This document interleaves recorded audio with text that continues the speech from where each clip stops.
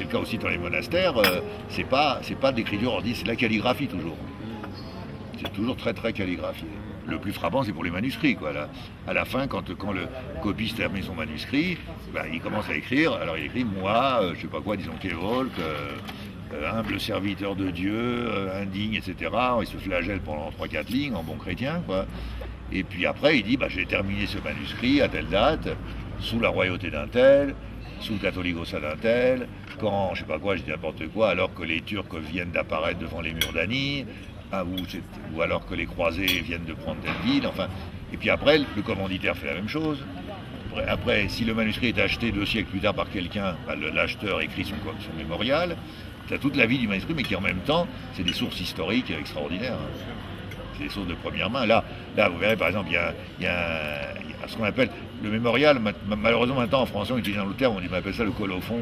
En grec, c'est pas très... Je préférais le mot mémorial. Il y en a un qui est écrit en 1099 à Alexandrie. C'est un manuscrit religieux, et à la fin, le copiste vient d'apprendre que les croisés ont pris Jérusalem. Moi je dis, ça c'est du journalisme, c'est le correspondant à Alexandrie de Jérusalem matin, quoi. Il dit voilà, j'ai écrit ça alors que je viens d'apprendre que les Francs, comme on appelait les croisés, ont pris Jérusalem, etc., que Dieu soit loué et tout.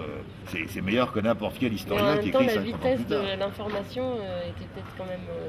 C'était rapide à l'époque. C'était rapide. Il y avait des pigeons. Oui. Oui, la poste aux pigeons, c'était d'une efficacité extraordinaire. Et surtout, d'ailleurs, en Égypte, c'était les Égyptiens qui étaient les pionniers de ça. Non, c'est très rapide. On ne se rend pas compte suffisamment, parce que pour nous, c'est rapide, s'il y a le téléphone, le télégraphe et tout. Mais en fait, un pigeon, bon, d'accord, c'est pas aussi rapide qu'un télégraphe, mais c'est rapide. Hein. Pour aller de Jérusalem au Caire, il ne doit pas mettre tellement longtemps. Puis il y avait les bateaux et tout. Enfin non, ça circulait assez vite, les informations. Mais surtout, c'est que ce qui est intéressant, c'est qu'il écrit la manière dont la nouvelle a été reçue. Et ce qui est intéressant, je prends ce cas, il est d'autant intéressant ce cas que c'est écrit en Égypte. Or, les croisés ont pris Jérusalem sur les Égyptiens. Comme disait, je crois que c'était Gérard Dédéian qui me disait, les services secrets égyptiens sont mauvais, quoi. Parce que c'est un citoyen égyptien, même s'il est arménien, qui se réjouit de la prise de Jérusalem par les croisés sur les Égyptiens. Et ça, ça n'existe que dans les cultures arméniennes et syriaques, les Syriens chrétiens. Les manuscrits byzantins, par exemple, ils ont des colophons, mais c'est très bref. Il y a le nom, date, et puis voilà. Il y a un fameux tapis que j'appelle l'Arlésienne, qui s'appelle le tapis Koal, du nom de la personne qui l'a avec inscription. Il est dans tous les livres sur les tapis chrétiens, tapis arméniens, tapis orientaux. Il y a toujours le tapis Koal. Mais personne ne l'a jamais vu. C'est Dikran Kuyumjian, il l'avait, dans les années 1970, il l'a vu dans un catalogue de vente aux enchères. Alors on a écrit au commissaire-priseur pour demander qui l'avait acheté, tout en sachant que le commissaire-priseur n'a pas le droit de donner le nom de l'acheteur. Mais ce qu'il peut faire, c'est transmettre à l'acheteur. C'est ce qu'il a fait. Et un beau jour, je reçois une réponse de Boston, un marchand de Boston, oui, qui l'avait acheté. Il est dans cette collection à Boston. Bon, après, moi, à tout hasard, j'ai demandé si on pouvait le voir pour l'exposition. La réponse, oui.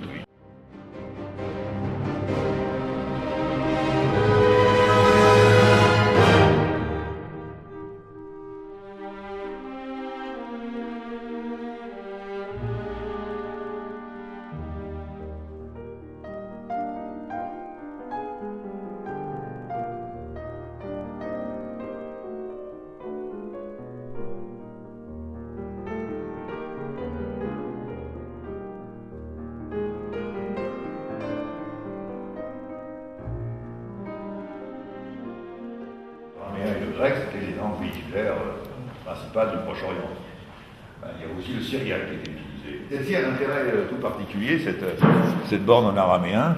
Après l'invention de l'écriture, il y a un seul historien arménien qui a écrit l'histoire de l'Arménie pré-chrétienne. C'est Moïse de Rollin, Moses Rollin-Hatzi. Et il est très discuté parce que, on verra les manuscrits de lui plus loin, parce que tous les manuscrits de lui qui nous sont parvenus sont très tardifs. Et donc il y a des ajouts de scribes, des choses comme ça, c'est très difficile. Même sa date est discutée. Son histoire se termine en 430. Mais bon, on ne sait pas si c'est du 5e siècle ou postérieur, hein, c'est très discuté. Or là c'est une preuve en sa faveur, parce qu'il écrit explicitement que en 190 avant Jésus-Christ, le roi Axiad a borné son royaume. C'est-à-dire a mis des bornes en araméen pour indiquer les limites de son royaume. Or, depuis une vingtaine d'années, on a retrouvé ces bornes. Et voilà une. L'araméen, on sait le lire. Effectivement, il est écrit, c'est dans le catalogue de la traduction, il est explicitement, voilà, les limites, mon État s'arrête ici. Les limites de mon État s'arrêtent ici. Donc ça c'est une preuve extrêmement importante de la véracité de ce que dit Moïse de Rollen. C'est des bornes qu'on a trouvées près du lac Sébar. Sinon, voilà, ça aussi c'est une langue des voisins, et la mythe, c'est la langue de basse Mésopotamie.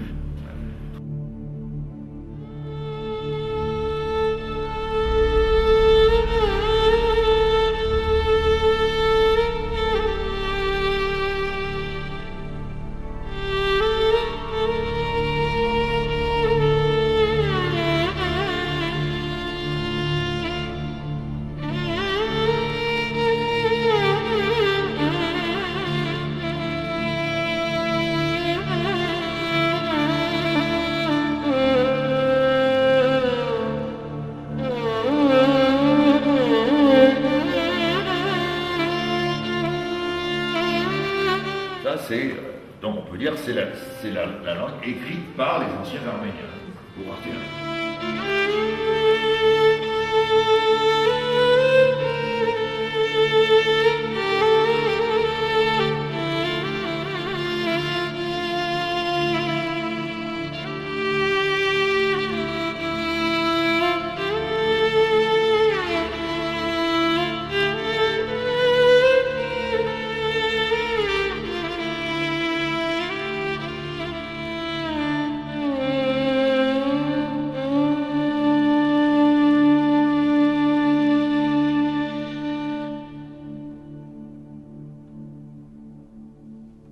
Le christianisme a été imposé comme religion d'État dans l'armée au début du IVe siècle.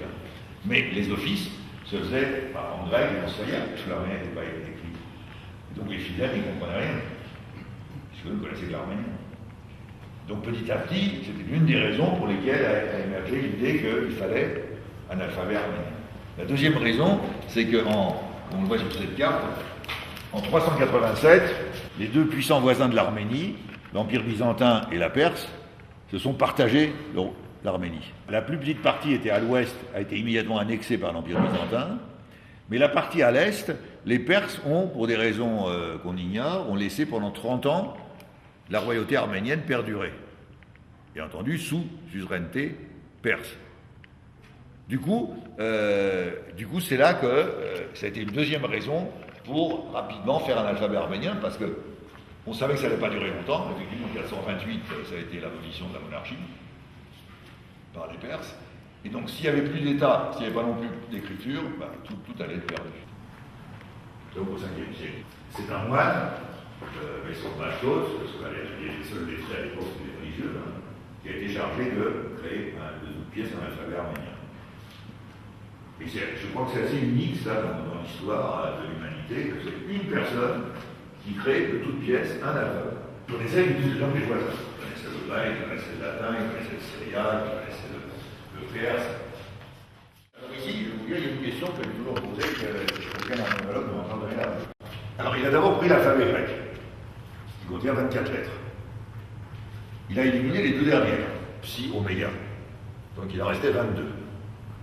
Ces 22 lettres grecques ont toutes leur équivalent comme son en arménien. Donc il les a conservées. Mais, comme il était en Perse, il ne fallait pas qu'il ait l'air d'être une cinquième colonne de l'ennemi. Donc il a modifié la graphie. Vous voyez les premières, alpha, bêta, gamma, delta, epsilon, zeta, eta. Mais avec une graphie différente. Après, on passe à theta, iota, kappa, lambda. Alors là, il y a des sauts. Donc ce qu'il a fait en fait, il a gardé les 22, il a modifié la graphie et il a intercalé 14 qui correspondent à des sons existants en arménien et pas en grec. Il a intercalé dans l'alphabet grec. Donc ça fait 36. Alors, et c'est là ma question à laquelle personne n'a répondu. Ça fait 36. 36, ça fait 4 fois 9. Ça fait 4 colonnes de 9. Donc ça fait les unités, les dizaines, les centaines et les milliers. Et ça permet d'écrire comme ça, tous les nombres jusqu'à 9999. Et comme vous verrez sur tous les objets, les dates sont écrites avec des lettres. Alors, ma question c'est, il avait les 22 lettres grecques, il en a ajouté 14. Est-ce qu'il s'est arrangé d'en ajouter 14 pour que ça fasse 36, c'est-à-dire pour que ça fasse un multiple de 9, ou est-ce qu'il a ajouté 14 et par miracle on s'est aperçu que ça faisait 36? Et ça, personne n'a donné la réponse. Et la raison, c'est que, en fait, les premières inscriptions sur lesquelles les dates sont données par des lettres sont plus tardives, sont du 7e siècle. Donc on ne sait pas si c'est lui qui a, si déjà Machtos avait pensé que les lettres avaient une valeur numérique. Alors là c'est des exemples des toutes premières inscriptions en arménien. Celle-ci, d'après l'un des plus célèbres épigraphistes, maintenant décédé, c'est Drag Bartolomyan, il considérait que c'était peut-être même la plus ancienne. Et il a daté du 5e siècle, justement. Mais on ne peut pas savoir exactement pourquoi, parce qu'elle est cassée. Elle est cassée, et la date devait se trouver à la fin, donc dans la partie cassée. Mais il s'appuie évidemment sur des critères paléographiques, c'est-à-dire sur la forme des lettres. Sur la forme des lettres, en particulier le A, le I. Le I, maintenant on l'écrit comme ça, et puis une petite queue là.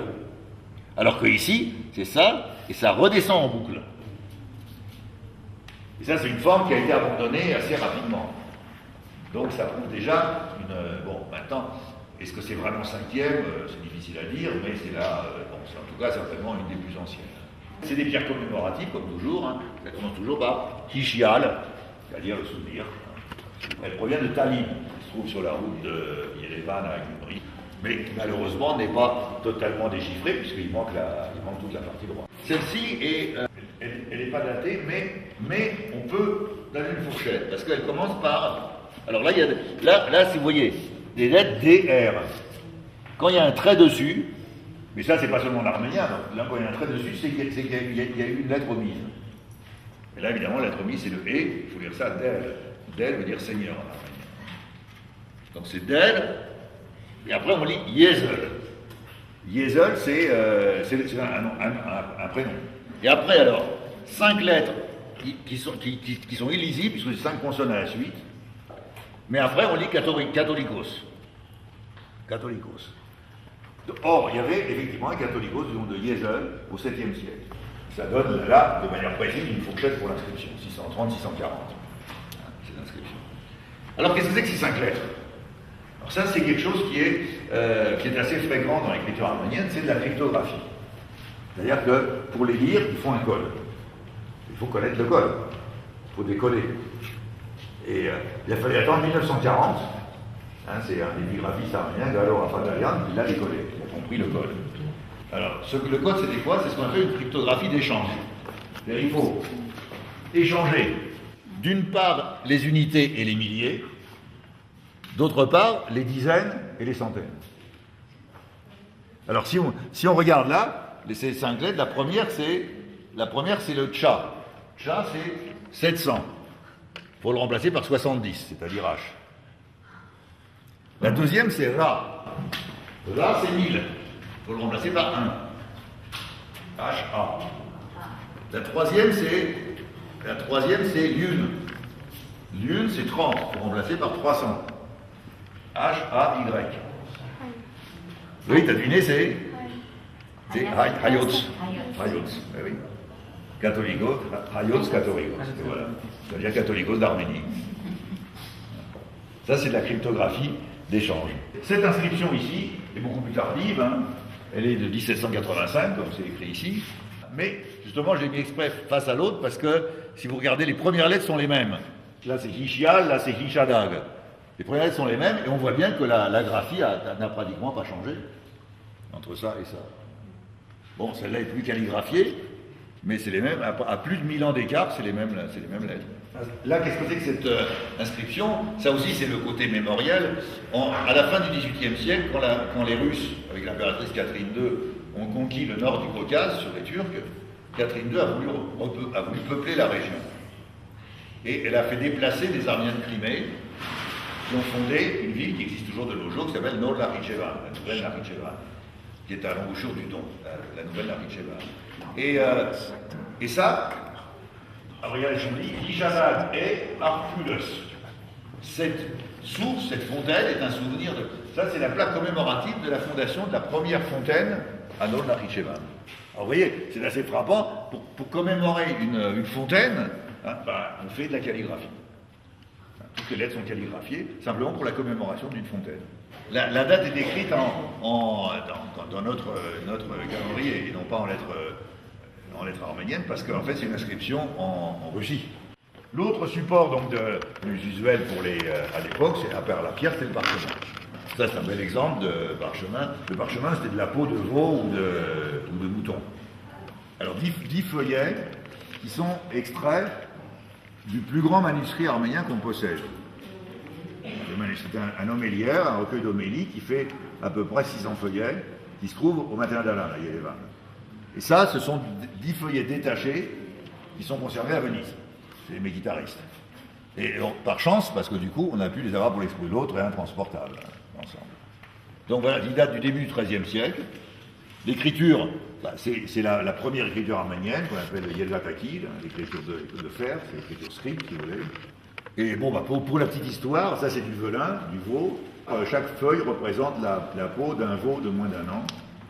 Donc l'ensemble, c'est un troupeau de 600 veaux. Le problème, c'est ça, tout ça c'était très cher. Il y avait les deux facteurs de coût, c'était quoi? C'était d'une part le fait que le parchemin est très cher, c'est la peau d'animal, et d'autre part, cette écriture-là prend beaucoup de place. Donc, à partir du Xe siècle, il y a une modification dans les deux. Le papier a remplacé le parchemin petit à petit, et une écriture beaucoup plus économique a remplacé cette écriture de Yelvatakil. Alors, le premier manuscrit sur papier qu'on connaisse, Tomatin Dalan de Yerevan, il date de 1981. Donc c'est bien plus tôt que le papier en Europe.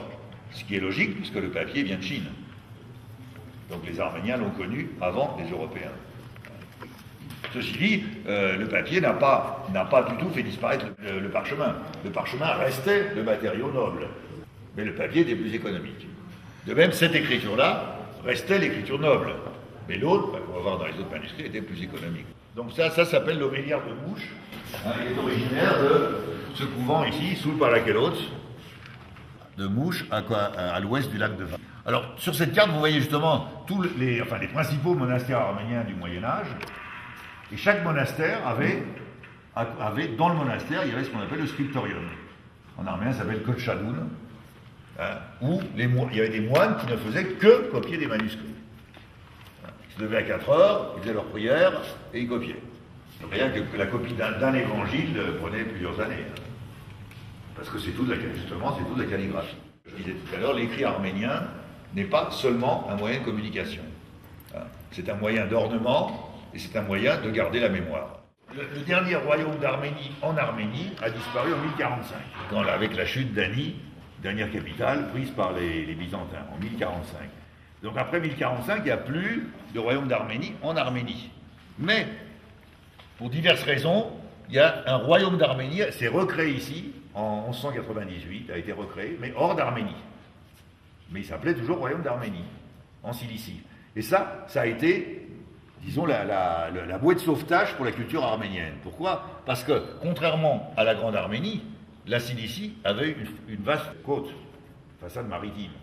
Et du coup, via le commerce, les Arméniens ont été en contact avec toutes les villes européennes, essentiellement d'ailleurs à l'époque les villes commerçantes italiennes, Venise et Gênes. Donc, du coup, ils ont connu l'Europe et ils se sont installés ailleurs. Il y a eu donc des colonies arméniennes qui se sont fondées en Italie, on en verra d'autres en Crimée, en Pologne, etc. Et quand le dernier royaume est tombé en 1375, après ça, il n'y a plus d'Arménie jusqu'en 1918, nulle part. Et l'Arménie était partagée entre des voisins, entre les Turcs d'un côté, les Perses de l'autre, en guerre constante. La culture ne pouvait pas se développer là. Mais heureusement, c'est les colonies qui ont pris le relais. Alors les colonies, c'est ces colonies lointaines, comme l'Italie ou la Crimée, qui sont dues au commerce silicien, et les colonies plus proches, comme Constantinople ou Tiflis. C'est là que, juste pour vous donner un point de repère, on verra plus loin, le premier livre imprimé arménien a été imprimé en 1512 à Venise, et le premier livre arménien imprimé en Arménie l'a été en 1772, donc 260 ans plus tard. Pendant 260 ans, toute l'imprimerie arménienne s'est faite hors d'Arménie, grâce à ces colonies qui ont pris le relais de la culture. Ce sont la plupart des manuscrits assez anciens. Alors, le manuscrit daté le plus ancien qu'on possède est conservé à Venise, chez les mékitaristes. Il date de 862. C'est le plus ancien daté. Mais on a des exemplaires d'écriture antérieures. Ce sont ces feuilles-là, qu'on appelle en arménien des badaliks, c'est-à-dire des fragments, qui servaient, comme on le voit sur cet exemple, qui servaient de feuilles de garde pour les reliures de manuscrits. C'est-à-dire, quand le copiste avait terminé son manuscrit, le commanditaire le passait au relieur, et le relieur, pour fortifier sa reliure, il avait avec lui un stock d'anciens manuscrits. Alors, il déchirait une feuille et il le mettait là. Et du coup, ça nous donne, mais évidemment, ils ne sont pas datés. Ça nous donne là, on voit très bien, le manuscrit, là, est du XVe siècle, et le badalik, là, le fragment est bien antérieur. Mais il n'est pas daté. Donc voilà, ça, ce sont parmi les plus anciennes écritures sur parchemin. Je parlais de ce côté mémoriel de l'écriture. Ça, c'est un manuscrit qui est conservé aux Pays-Bas, à Leiden. C'est des fragments d'évangile, quelques feuilles seulement. L'essentiel a disparu, mais il reste quelques feuilles. Mais il reste surtout, ce qui est intéressant, c'est cette feuille-là. Alors on voit deux personnages, et on lit en arménien « Der Arakel Yebiskobosne, Yevmegordich Aberane, Statsorg ». C'est-à-dire, c'est l'évêque Arakel et c'est l'abbé Megordich, les récipiendaires de ce manuscrit. C'est-à-dire que les commanditaires ont tenu non seulement à avoir leur nom, mais même leur photo. Ils ont commandé leur portrait. C'est-à-dire, c'est toujours cette manie de vouloir laisser une trace. Ça, c'est le mémorial, donc, des commanditaires. Il y avait aussi, très certainement, le mémorial du scribe, mais lui a disparu. Il y avait probablement aussi le mémorial du miniaturiste. Alors là, quand vous voyez des manuscrits comme ça, où la date est marquée avec un point d'interrogation, ça veut dire que le mémorial a disparu, donc on ne connaît pas la date exacte, et on est obligé de se fier soit au style iconographique, soit à la paléographie, à l'écriture. Là, ce manuscrit-là, il n'est pas spécialement, somptueux, mais il est important, c'est le plus ancien manuscrit arménien copié en Cilicie, qu'on connaisse. Il date de 1113. Alors que, comme je vous ai dit, le royaume en Cilicie a commencé en 1198, donc c'est avant même la fondation du royaume. Il y avait déjà des scriptoria arméniens en Cilicie. Le roi de Salomon et la reine de Saba. Et vous voyez ici, alors la première ligne est en écriture, donc en écriture script, mais après, c'est la deuxième écriture qu'on appelle le bolorkid, c'est l'écriture cursive, qui est beaucoup plus économique. Quant à celui en bas, vous voyez un premier exemple, et on en verra beaucoup d'autres. Regardez la page de droite, on ne peut pas dire ce qui est lettre et ce qui est ornement, tout est fondu. Les lettres sont complètement intégrées à l'ornementation. Donc voilà, vous voyez, rôle ornemental, rôle mémoriel.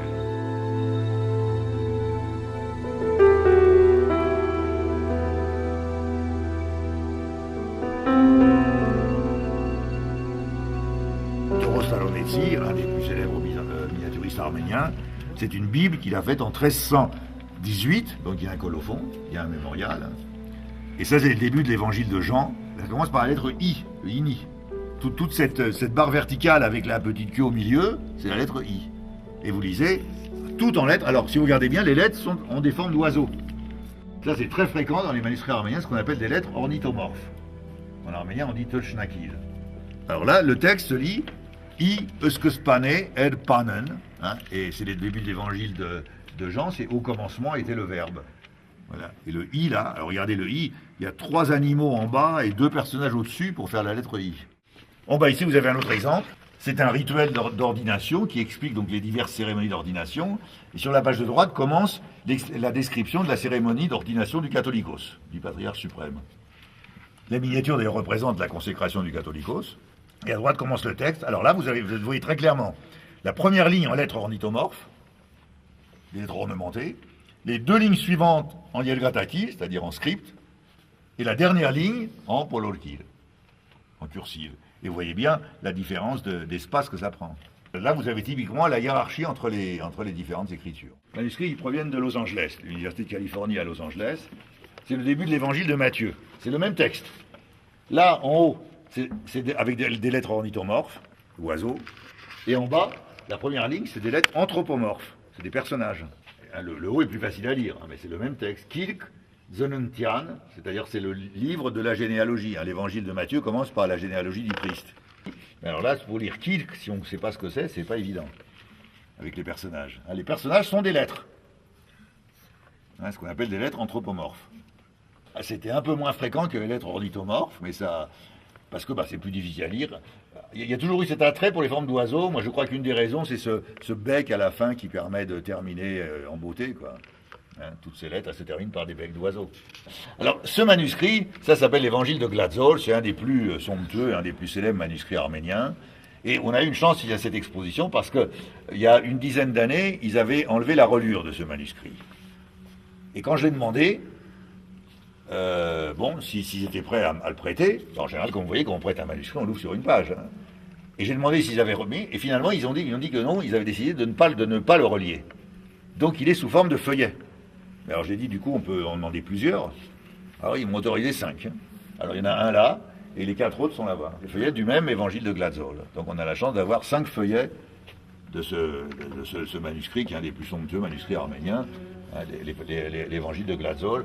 Alors, Glazol était une université fondée en Arménie au début du XIVe siècle, dans le but explicite de contrer l'influence des missions catholiques. Donc c'était un bastion, si vous voulez, de la foi arménienne opposée à la pénétration catholique. Vous avez un manuscrit comme ça, un évangile où le texte commence sur fond doré par des lettres azur, c'est que vraiment c'est une commande d'un personnage haut placé, soit d'un archevêque ou d'un prince. Jusqu'à peu près au XVe, XVIe siècle, les commanditaires étaient essentiellement des religieux et des seigneurs. Après le XVe, XVIe siècle, le relais passe aux commerçants. En fait, c'est les commerçants qui ont l'argent.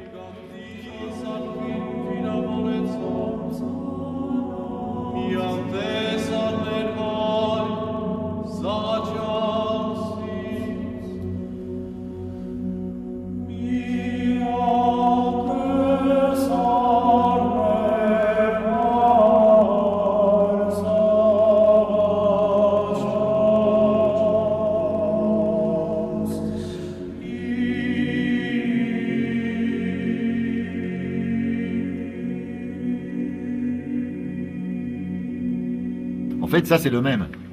Là, c'est les 2 premiers évangiles, là, c'est les 2 derniers. C'est le même manuscrit, mais relié en 2 volumes. Alors, vous voyez, dans ces ornements, ça, vous verrez toujours, l'oiseau noble, c'est le pan. Toujours. Ça, ce manuscrit qui est là, dans le rectangle, là, est beaucoup plus ancien. Et il y a le Gratakil, en script. En revanche, autour, c'est plus récent, il est en bolorkil, en cursive. Alors, celui le plus ancien n'est pas daté. En revanche, l'autre est daté. Alors, justement, là, c'est un exemple pour lire la date. La date est écrite ici. Quand on regarde la 6e ligne avant la fin, on voit 3 majuscules. Cha, Lyun, Kim. Alors, ça veut dire centaine, dizaine et unité. Cha, c'est la 7e, si vous regardez sur la colonne, là, c'est la 7e centaine. Lyun, c'est la 3e dizaine. Et Kim, c'est la 3e unité. Vous avez 733. Mais attention, pour des raisons que vous ne me demandez pas pourquoi, l'ère arménienne commence en 551. Donc, pour avoir la date, vous lisez la date et vous ajoutez 551. Donc là, vous avez 733, vous ajoutez 551, ça vous fait 1284. Voilà encore ici un bel évangile qui provient de Leiden avec une miniature représentant l'enterrement de Jean-Baptiste décapité.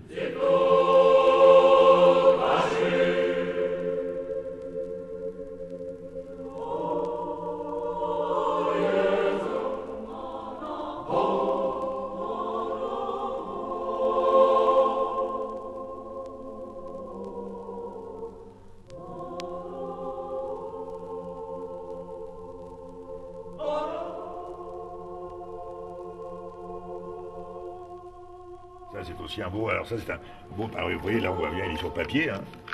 Ça, c'est un manuscrit sur papier. C'est un ménologe, ce qu'on appelle, c'est-à-dire un recueil des vies des martyrs.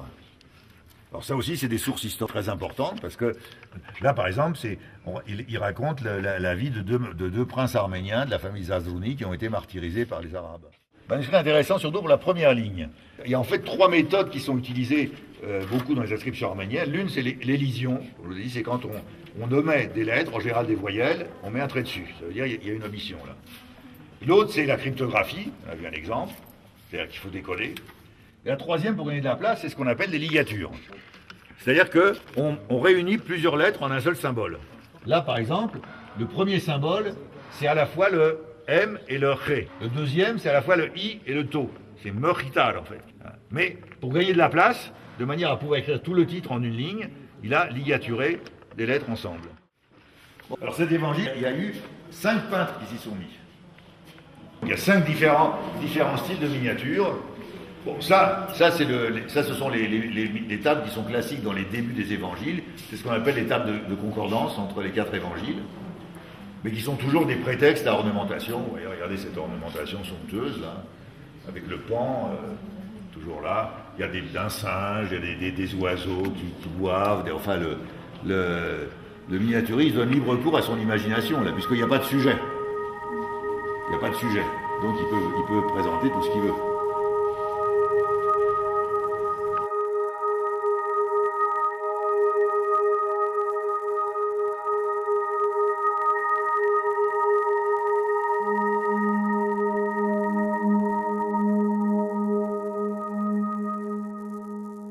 C'est 4 feuillets, et l'autre là-bas, c'est 5 feuillets du même manuscrit, l'évangile de Glatzel, un début du XIVe siècle.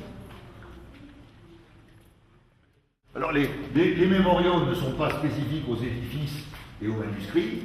Là, vous avez un plat en cuivre, alors vous avez une inscription ici, et puis vous en avez d'autres, vous en avez une ici, une ici, une ici.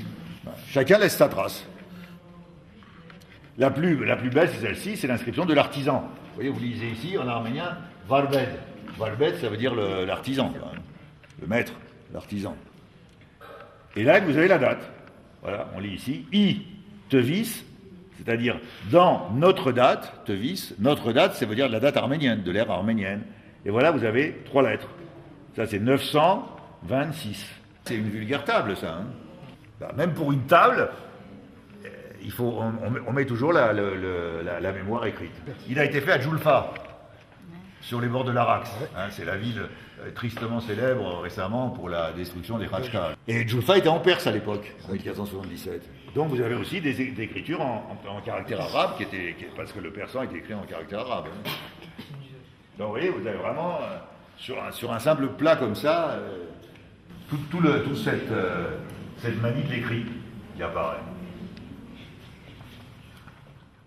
Inscription sur pierre, alors vous avez toujours la date ici, voilà, I Tevin, à la date de 1246. Vous ajoutez 551, ça vous fait 1797. Et ça provient c'est conservé maintenant à Venise chez les méguitaristes, mais ça vient de Jérusalem. Et c'est un couvercle de puits. Simplement pour un couvercle de puits, on écrit la consécration du couvercle, et regardez avec quelle calligraphie. Hein. Et c'est très tardif, ça, 1797. Ah, c'est magnifique. Puis ornementé et tout. Ça, c'est beaucoup plus ancien. Ça, c'est un lutrin. Un lutrin, c'est-à-dire, à l'église, l'officiant pose le livre là-dessus. C'est un lutrin sur bois, alors qui est assez exceptionnel parce qu'il est très ancien, il vient d'Ani, et il est de 1272. Et là, vous avez l'inscription avec le nom du menuisier Avedi. Toujours, il faut laisser son nom. Alors c'est assez exceptionnel parce que des inscriptions sur bois comme ça, on en a très peu, parce que le bois se détériore très vite. Donc voilà, vous voyez, sur bois, sur pierre, sur parchemin, sur métal.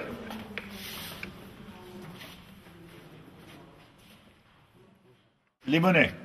Alors évidemment, l'écrit, ça inclut aussi les monnaies. Alors, dans cette vitrine, ce sont des monnaies du 1er siècle avant Jésus-Christ. Donc, il n'y avait pas d'alphabet arménien. Donc, elles sont frappées en grec. Les premières monnaies frappées en arménien datent du XIIe siècle, viennent de Cilicie. Alors, la première, là, à gauche, c'est la monnaie du couronnement de Léon Ier, le fondateur du royaume, qui a été couronné en 1198. Donc, vous voyez, sur la première, il y a la Vierge qui couronne Léon. Et après, alors, vous avez toute une série de monnaies, en argent et en cuivre. Elles sont classées ici par ordre chronologique. Et ce qui est intéressant, c'est de voir, surtout à partir de la deuxième vitrine, la décadence de la qualité de la frappe, qui correspond au déclin du royaume. Les toutes dernières, là, Bah, c'est notre pauvre Léon V Lusignan qui a son cénotaphe à Saint-Denis.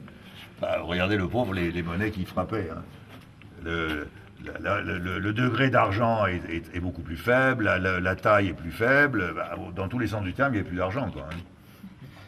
Quand vous comparez par rapport aux monnaies de Léon, là. Les monnaies étaient en argent ou en cuivre. En général, avec l'effigie du souverain. Alors, je vous ai parlé donc du couronnement de Léon en 1198. En général, alors ça se passait toujours un 6 janvier, hein, le couronnement, c'était le Noël arménien. Donc il a été couronné le 6 janvier 1198. Il a fondé la dernière dynastie royale arménienne. En général, quand un roi était couronné, pour commémorer l'événement, on commandait un évangile. Un évangile très somptueux. Alors, celui-ci, ça c'est bon, probablement l'un des deux clous de l'exposition. C'est un manuscrit qui n'a jamais été exposé. Il date justement de 1198. Et vu son caractère somptueux, c'est pas écrit explicitement, mais c'est très probable que ce soit l'évangile du couronnement. Alors, il est conservé à la Bibliothèque nationale de Varsovie, en dépôt, parce qu'il se trouvait à la veille de la Première Guerre mondiale à Lvov, qui était à l'époque en Pologne, qui est maintenant en Ukraine, à la Bibliothèque nationale de Varsovie, mais il appartient au primat de Pologne. Donc pour l'obtenir, il faut l'autorisation du primat, et ça, il a été obtenu ici via l'intervention du Catholicos. Il avait disparu, il a été retrouvé par hasard en 1993, il a disparu de nouveau, retrouvé il y a 2-3 ans. Enfin, c'est toute une odyssée incroyable. Voilà, c'est l'évangile dit du couronnement, qu'on appelle, alors qui a été copié en Cilicie, au monastère de Skievra, mais qu'on appelle souvent l'évangile de Lvov, ou de Lemberg. Lemberg, c'était le nom allemand de Lvov. Là, alors, l'ouverture, c'est toujours donc le début de l'évangile de Matthieu, des superbes lettres ornithomorphes, et à droite, vous avez les portraits des ancêtres du Christ, puisque c'est la généalogie du Christ, le début de l'évangile de Matthieu. Il y a un exemple intéressant sur la dernière ligne à droite. Vous avez Abrahamou. Abraham. Hein. Or, le nom est très long. Pour arriver à le mettre sur une ligne, vous voyez, le scribe, il a ligaturé les deux premières lettres. Le hype et le pen sont sur un même symbole. Et puis à la fin, le ou, il a dû le mettre en plus petit pour gagner de la place. Vous voyez, tous ces trucs de scribe. Une autre particularité qui n'est pas vraiment expliqué, c'est que le nom de Matthieu est écrit aussi en grec, Mathéos. On est en 1198, on ne sait pas très bien pourquoi. Donc ça, c'est probablement un des tout premiers, sinon le premier manuscrit copié durant le royaume arménien, le royaume d'Arménie en Cilicie. C'est pas forcément le plus somptueux, c'est le plus mythique, si vous voulez. Là, par exemple, un des plus somptueux, c'est celui qui est ici, qui est conservé alors à New York, à la Morgan Library. Et alors là, c'est la commande du maréchal Oschine. Il date de 1274. Le maréchal Oschine, alors Léon Ier a eu son petit-fils Léon II, a régné aussi. Et le maréchal Oschine était le beau-frère de Léon II. Donc c'était un des grands du royaume, à la fois maréchal et beau-frère du roi. Qu'est-ce qu'on peut voir de plus après le roi, hein. Et c'est lui qui a commandé cet évangile. Donc, qui s'appelle l'évangile du maréchal Oschine, avec ces pages dédicatoires absolument somptueuses, les pans là d'une élégance incomparable. C'est d'ailleurs c'est ce manuscrit qui a servi pour la couverture du livre, là, vu son caractère somptueux. Et à côté, on a un feuillet qui est à part, qui se trouvait dans une collection particulière à Bruxelles, mais dont on a prouvé que c'était un feuillet détaché du même manuscrit. Il a été acheté par la Morgan Library, finalement, maintenant, donc cette page est absolument somptueuse, quoi. Vraiment, tous les royaumes arméniens ont toujours eu donc une chancellerie, des documents officiels, etc. Mais tous ces documents originaux ont disparu, jusqu'au XIIIe siècle. Donc les premiers documents diplomatiques originaux qu'on possède datent du XIIIe siècle. Datent du XIIIe siècle, alors il y a essentiellement 4 privilèges commerciaux octroyés par les rois d'Arménie en Cilicie à des commerçants. Vous avez ici un privilège aux Génois qui date de 1288. C'est un original. Donc. Et alors qu'il est signé par le roi lui-même, parce que seul le roi signait en rouge. Lévon Takavol Rayos, c'est le roi Léon II, petit-fils de Léon Ier.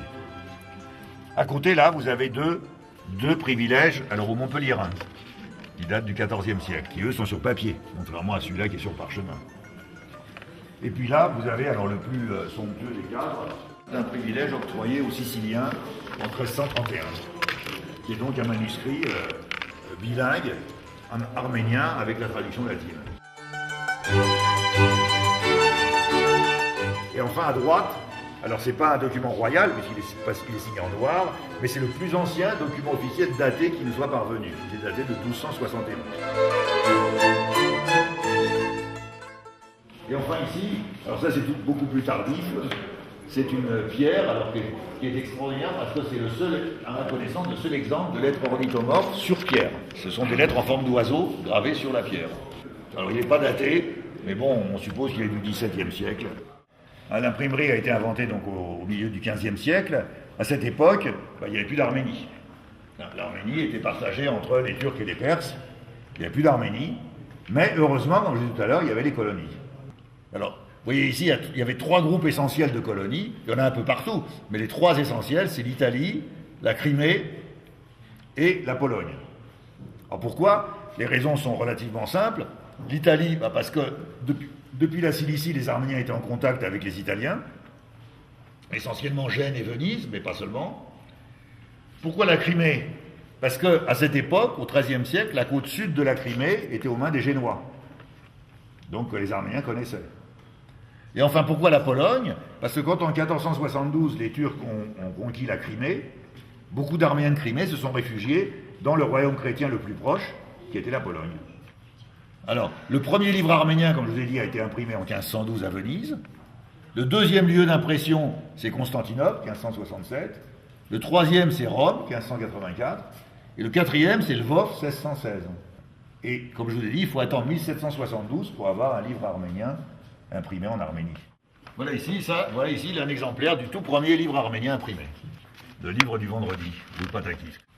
Alors l'imprimerie arménienne, donc comme vous voyez sur la carte, était très importante en Italie, mais il y avait un problème en Italie, c'est que les Arméniens ne pouvaient pas imprimer de livres religieux, parce qu'ils étaient hérétiques.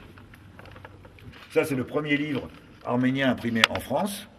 C'est un dictionnaire arméno-latin, imprimé sur ordre du cardinal de Richelieu. Mais ce n'était pas sans arrière-pensée. Justement, l'idée, c'était que ça sert aux missionnaires qui allaient en Orient pour ramener les Arméniens dans le droit chemin. C'est-à-dire pour les catholiciser, quoi. Donc c'était une arme de missionnaire. Ici, c'est le premier livre arménien imprimé à Marseille, 1672. C'est un livre de psaumes, un psautier. À cette période, il y a eu toute une vogue d'orientalisme en Europe. Les savants allaient en Orient et puis ils recopiaient les alphabets, un peu exotiques et tout. Voilà, ça c'est un Français, Blaise de Vigenère, qui en 1586 est revenu avec cet alphabet arménien. Il avait copié en Orient. Il y avait deux, disons, sortes d'orientalisme. Il y avait l'orientalisme scientifique, comme Blaise de Vigenère, et l'orientalisme missionnaire aussi, évidemment. Ça, c'était les missionnaires catholiques qui allaient en Orient pour, comme je vous ai dit, ramener les Arméniens dans le droit chemin. Dans les fins fonds de l'Empire ottoman, les Arméniens ne parlaient pas l'arménien. Ils ne parlaient que turc, parce qu'il n'y avait pas d'école arménienne. Ils avaient tous sur leur lit la croix et l'alphabet. C'est-à-dire, sans parler l'arménien, ils connaissaient l'alphabet. Donc, qu'est-ce qu'ils lisaient? Ils lisaient le turc écrit en caractère arménien. Là, vous avez des exemples alors ça, le plus extraordinaire, c'est celui-là, à gauche, c'est la Thébaïde de Racine, traduite en turc en caractère arménien. La première tragédie de Racine, que personne ne connaît d'ailleurs, la Thébaïde. Et à droite, c'est le Don Quichotte de Cervantes, traduit en turc en caractère arménien. En bas, ici à gauche, c'est alors un livre de psaumes, un psautier, mais alors lui, il a deux colonnes. Vous avez les psaumes en arménien d'un côté, et à côté, la traduction turque en caractère arménien. Contrairement à ce qui s'est passé dans d'autres cultures, l'imprimerie n'a pas du tout tué le manuscrit. C'est au contraire le manuscrit qui a imposé son style à l'imprimerie. Et c'est pour ça que les deux ont coexisté jusqu'au XIXe siècle. Regardez, par exemple, voilà un imprimé. À part la couleur, c'est pratiquement un manuscrit.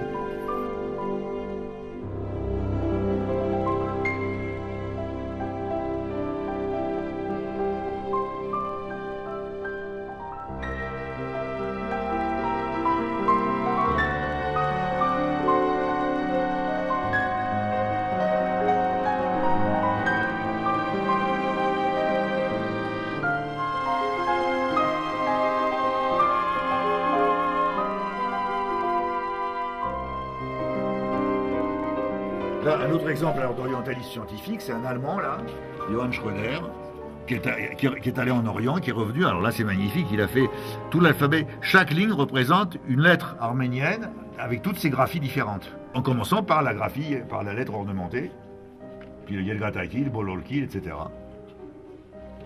Là, Johann Schröder. Et les formes, si vous regardez, sont parfaites.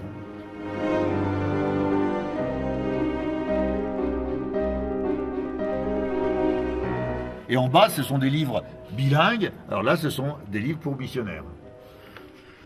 Arménien, latin. Ça, c'est à l'usage des missionnaires qui allaient porter la, entre guillemets, bonne parole aux Arméniens.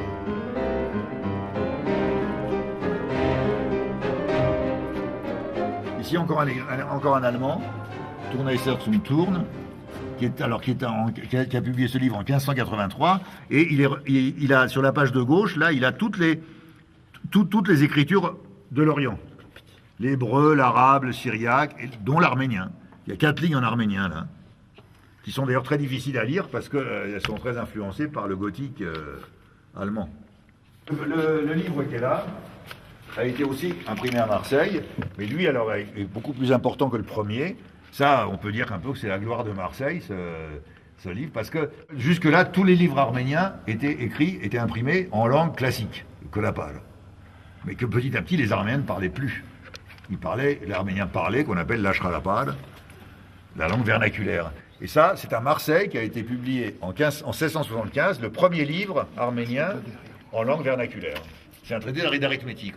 Et à côté ici, ben voilà, je vous avais dit, le premier livre arménien imprimé en Arménie est de 1772, c'est celui-ci. C'est un livre de prière.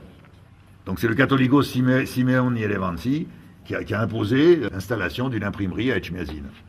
Et donc c'est le tout premier. Vous voyez, il est assez grossier comme impression. Quand vous comparez, voilà, à des impressions somptueuses comme ça, un lectionnaire imprimé à Venise en 1686. Alors là, on ne peut pas faire mieux pour montrer que les imprimés copiaient le manuscrit. Vous avez tout là. La structure en colonne, les majuscules anthropomorphes, les premières lignes en Yelgatakil, la suite en Bololkil et les ornements marginaux. C'est exactement la structure du manuscrit. Mais c'est un imprimé. Celui-ci, alors il est très important, c'est le tout premier alphabet arménien imprimé au monde. Il est dû encore à un Allemand, Breidenbach. Il a fait un pèlerinage en Terre Sainte et il est revenu avec l'alphabet arménien. Et quand il a fait en allemand le récit de son pèlerinage, il a inséré l'alphabet arménien. C'est en 1486. Là, c'est le tout premier, et c'est le seul imprimé avant 1500. Là, c'est de manière analogue, c'est un peu plus tard, c'est un Français, Guillaume Postel, qui est revenu aussi avec l'alphabet arménien, en 1538. Et à droite, c'est intéressant parce qu'il a transcrit le Raimel, le pater en arménien, avec à côté la transcription en lettres latines. Pas la traduction, la transcription en lettres latines. Pour que ceux qui ne connaissent pas les lettres arméniennes puissent lire quand même. Vu que les Arméniens étaient en contact avec toutes les langues voisines, ils connaissaient les langues voisines, il leur fallait bien des dictionnaires.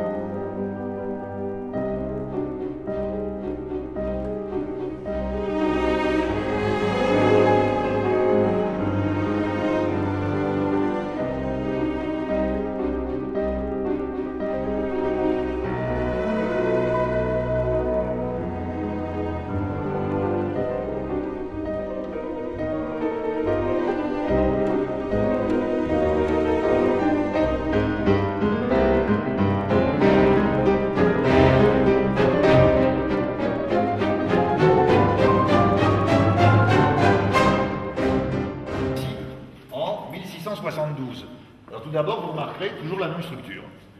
Lettres ornementées, Yelgatakil, Bolorkil avec majuscule en Yelgatakil, signature en rouge par le catholicos et en noir par les archevêques.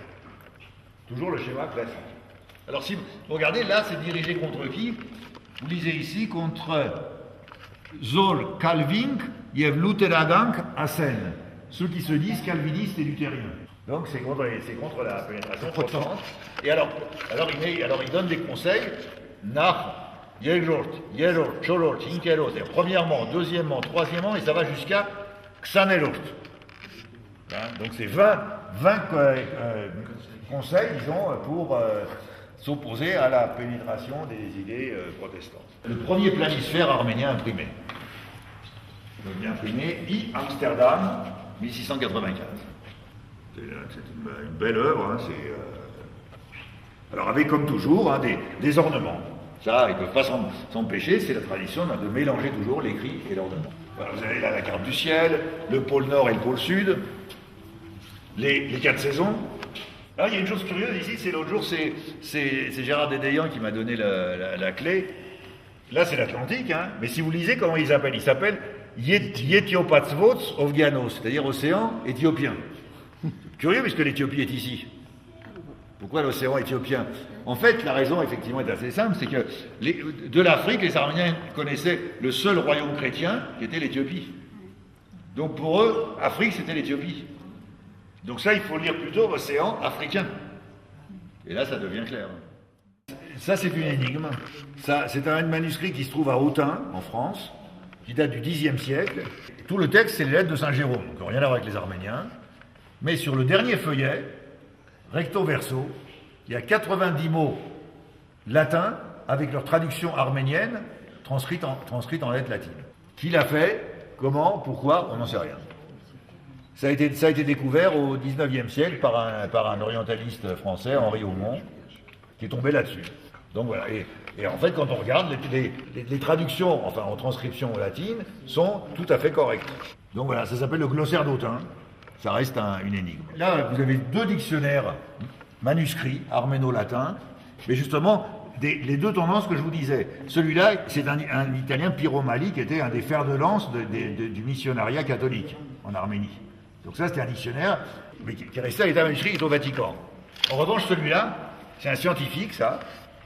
C'est un savant français, Vessières-Lacroze, alors qui était à Berlin. Pourquoi à Berlin? Parce que, comme il était protestant, c'était pendant la guerre de religion, il s'est réfugié, vous savez, les protestants se réfugiaient soit aux Pays-Bas, soit en Allemagne. Enfin, en Allemagne, en Prusse à l'époque. Donc il a fait ça, et maintenant il est conservé aux Pays-Bas, à Leyde, ce manuscrit. C'est un manuscrit absolument extraordinaire. Il y a plus de 700 pages. Pour chaque mot, il donne non seulement la traduction latine, mais en plus les références au dictionnaire antérieur. Par exemple, là, il dit Gesol, Méridiès, la 3e ligne avant la fin, et à côté, il met Rivola et Schröder, page 38. Rivola, c'est le dictionnaire qui a été imprimé en France, sous ordre de Richelieu, et Schröder, c'est celui que je vous ai montré, où il y avait les différentes sortes de lettres. Il donne les références à tous les dictionnaires antérieurs. Et quand c'est un verbe, il donne toute la conjugaison en plus. C'est un travail absolument extraordinaire, ce Vessières-là, qui est resté à l'état manuscrit. Ça, c'est un dictionnaire de persan,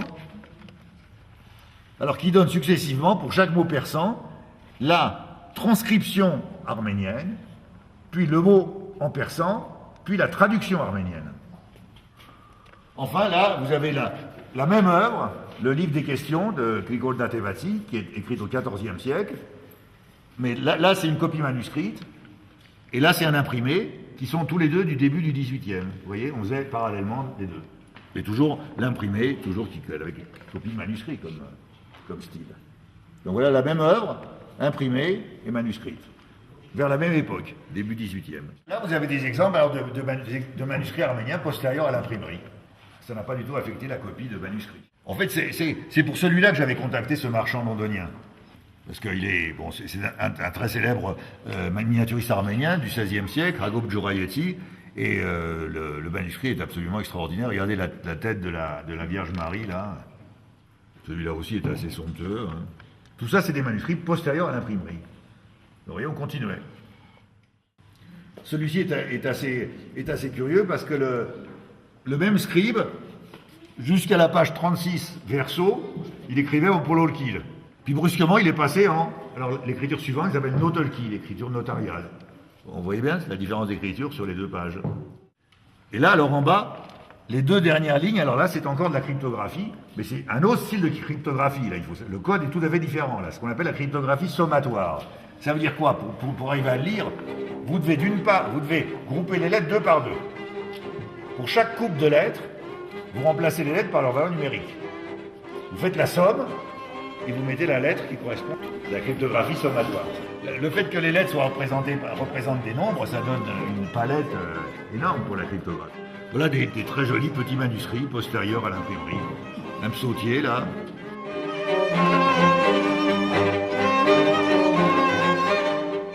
Et ici un évangile avec une jolie miniature représentant les rois mages et l'étoile. Là, en bas, on est compte 1740, 3 siècles après l'imprimerie. Là, on faisait encore des manuscrits comme ça, calligraphiés. Tous ces manuscrits-là, jusqu'à présent, sont tous des manuscrits religieux, puisque à peu près plus de 90% des manuscrits arméniens sont religieux. Parmi les sujets laïques, le plus populaire, c'est le roman d'Alexandre le Grand. C'est un texte grec, traduit en arménien, et là, vous en avez 3 copies. Une copie qui provient d'Arménie, une qui provient de Berlin et une qui provient de Venise. Celle-ci est la plus ancienne et la plus somptueuse. C'est un des plus beaux manuscrits arméniens, celui-là. Alors là, c'est ce que je dis toujours quand on voit ça, c'est un autre style si vous comparez par rapport au... Là, c'est de la bande dessinée. Chacun contient plus de 120 miniatures. C'est l'histoire d'Alexandre racontée aux enfants, si vous voulez. C'est un roman. C'est pas l'histoire d'Alexandre, c'est romancé. Là, vous voyez par exemple, ici, dans la légende, dit qu'il y avait un cheval indomptable qui s'appelait Bucéphale, et celui qui arrivera à le dompter serait le maître du monde. Et ben voilà, Alexandre a réussi à dompter Bucéphale, et effectivement, il est devenu le maître du monde. Vous voyez, là, c'est encore Alexandre et Bucéphale. Là, c'est Alexandre avec ses soldats. C'est de la BD, quoi. Je dis. Chaque page est illustrée. D'autres exemples de bulles catholicosales ou patriarcales, vous voyez, bon, je les ai mises là pour montrer que c'est toujours le même style de composition et d'écriture. Ben, ça, c'est une bulle de bénédiction du patriarche de Jérusalem. Alors ça, en fait, c'était tout près. Simplement, il avait qu'à ajouter le nom et puis la bénédiction à la main. Mais là, alors, au point de vue bulle catholicosale, la meilleure est celle-ci. Ça, c'est le catholicos, donc Jean 8, Ovannes Utelort. Alors, regardez cette bulle. Vous avez à droite, là, vous avez une église, une sorte de clocher, et avec 2 barres verticales. Et le scribe s'est arrangé pour que les 2 barres verticales tombent sur la première ligne sur 2 lettres Gen, et dans la deuxième ligne 2 lettres Yetch. Et pour ça, il a dû écarter les lignes de manière à ce que ça tombe pile. Vous voyez les jeux auxquels il s'adonnait, tous ces scribes. Avec toujours l'initiale ornithomorphe, des oiseaux là. Le Catholicos Rimion Heilig, Catholicos de la fin du 19e siècle, et c'est toute sa biographie qui est écrite là, en lettres minuscules, c'est toute sa biographie, et son portrait avec l'ancrage des lettres. Alors d'autres exemples, tout ça c'est très tardif, c'est 18e, 19e siècle, mais ça vous montre toujours la persistance de la calligraphie. On continue à copier à la main, et toujours en ornant. Et même quand c'était imprimé, les imprimés sont toujours calligraphiés. Ça, c'est un célèbre livre publié à Constantinople en 1912. En 1912, c'est-à-dire exactement 400 ans pour fêter le 400e anniversaire du premier livre imprimé. C'était en 1512. C'est un célèbre arménien de Constantinople, Théotigle, et ça s'appelle Dibouda, c'est-à-dire caractères et lettres. Et là, il y a sur une des pages, il donne justement toutes les différentes sortes de lettres arméniennes. Là aussi, vous avez des exemples de calligraphie arménienne, c'est assez tardif, mais celui-ci est assez étonnant. Chaque ligne a une calligraphie différente.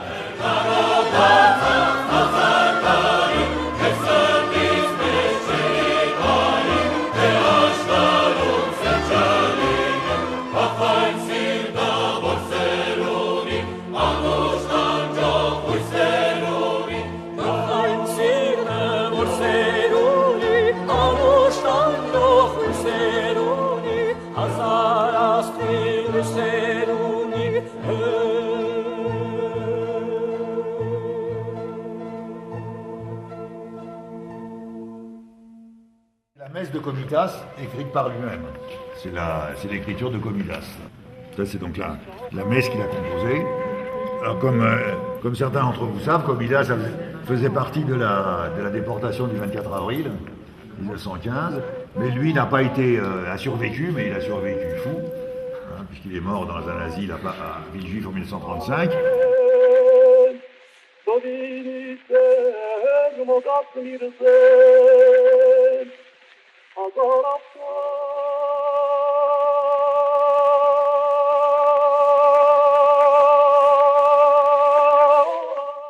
En revanche, les trois poètes qui sont là, eux, ont été des victimes du 24 avril. Ruben Sevag, Daniel Valoujan et Krikol Zorab. C'est les cahiers de poèmes. Les poèmes de Ruben Sevag, les poèmes de Daniel Valoujan, et puis 2 pages manuscrites de Krikol Zorab. Ces rouleaux, ce sont les fameuses amulettes, ce sont des rouleaux de prière qu'on gardait dans la poche pour conjurer le mauvais sort. Chaque rouleau représente alternativement miniature et prière. Et ces rouleaux peuvent être très longs. Hein. Celui qui est là-bas a 15 mètres de long. Alors vous enroulez ça, vous mettez dans votre poche et puis là vous êtes tranquille. Vous n'êtes pas malade, il n'y a pas des démons, il n'y a rien. Vous êtes tranquille. Alors là c'est celui-là, il fait 15 mètres de long, vous voyez, il a sa pochette à côté. Vous enroulez ça, vous mettez dans la pochette et puis vous mettez dans votre poche. Si vous avez un parent ou un ami qui est malade, vous lui portez ça, vous lui mettez sous l'oreiller, le lendemain il est guéri. Les miniatures représentent en général des scènes de la Bible ou du Nouveau Testament. Là, vous avez la décollation de Jean-Baptiste, hein, par exemple, le sacrifice d'Abraham.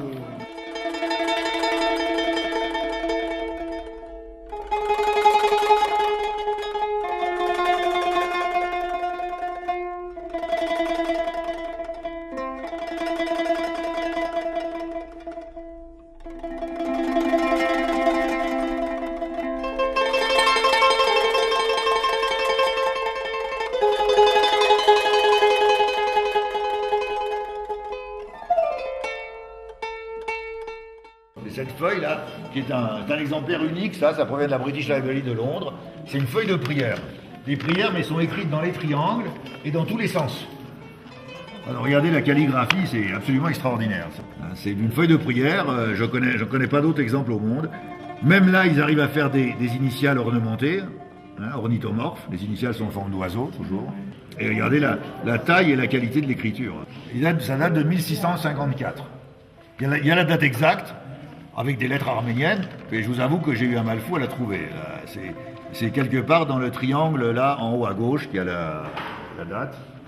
C'est une amulette aussi, si vous voulez, mais c'est pas un rouleau. C'est très, très original, ça. Quelqu'un me disait, effectivement, ça fait presque penser à un plafond, ça.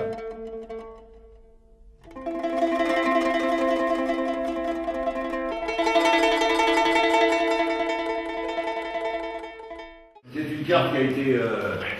soit la Bibliothèque universitaire de Bologne, qui a été commandée en 1691 par un diplomate italien, le comte Marsili, à un Arménien, Yelia Tchélévi, qui est Inovian.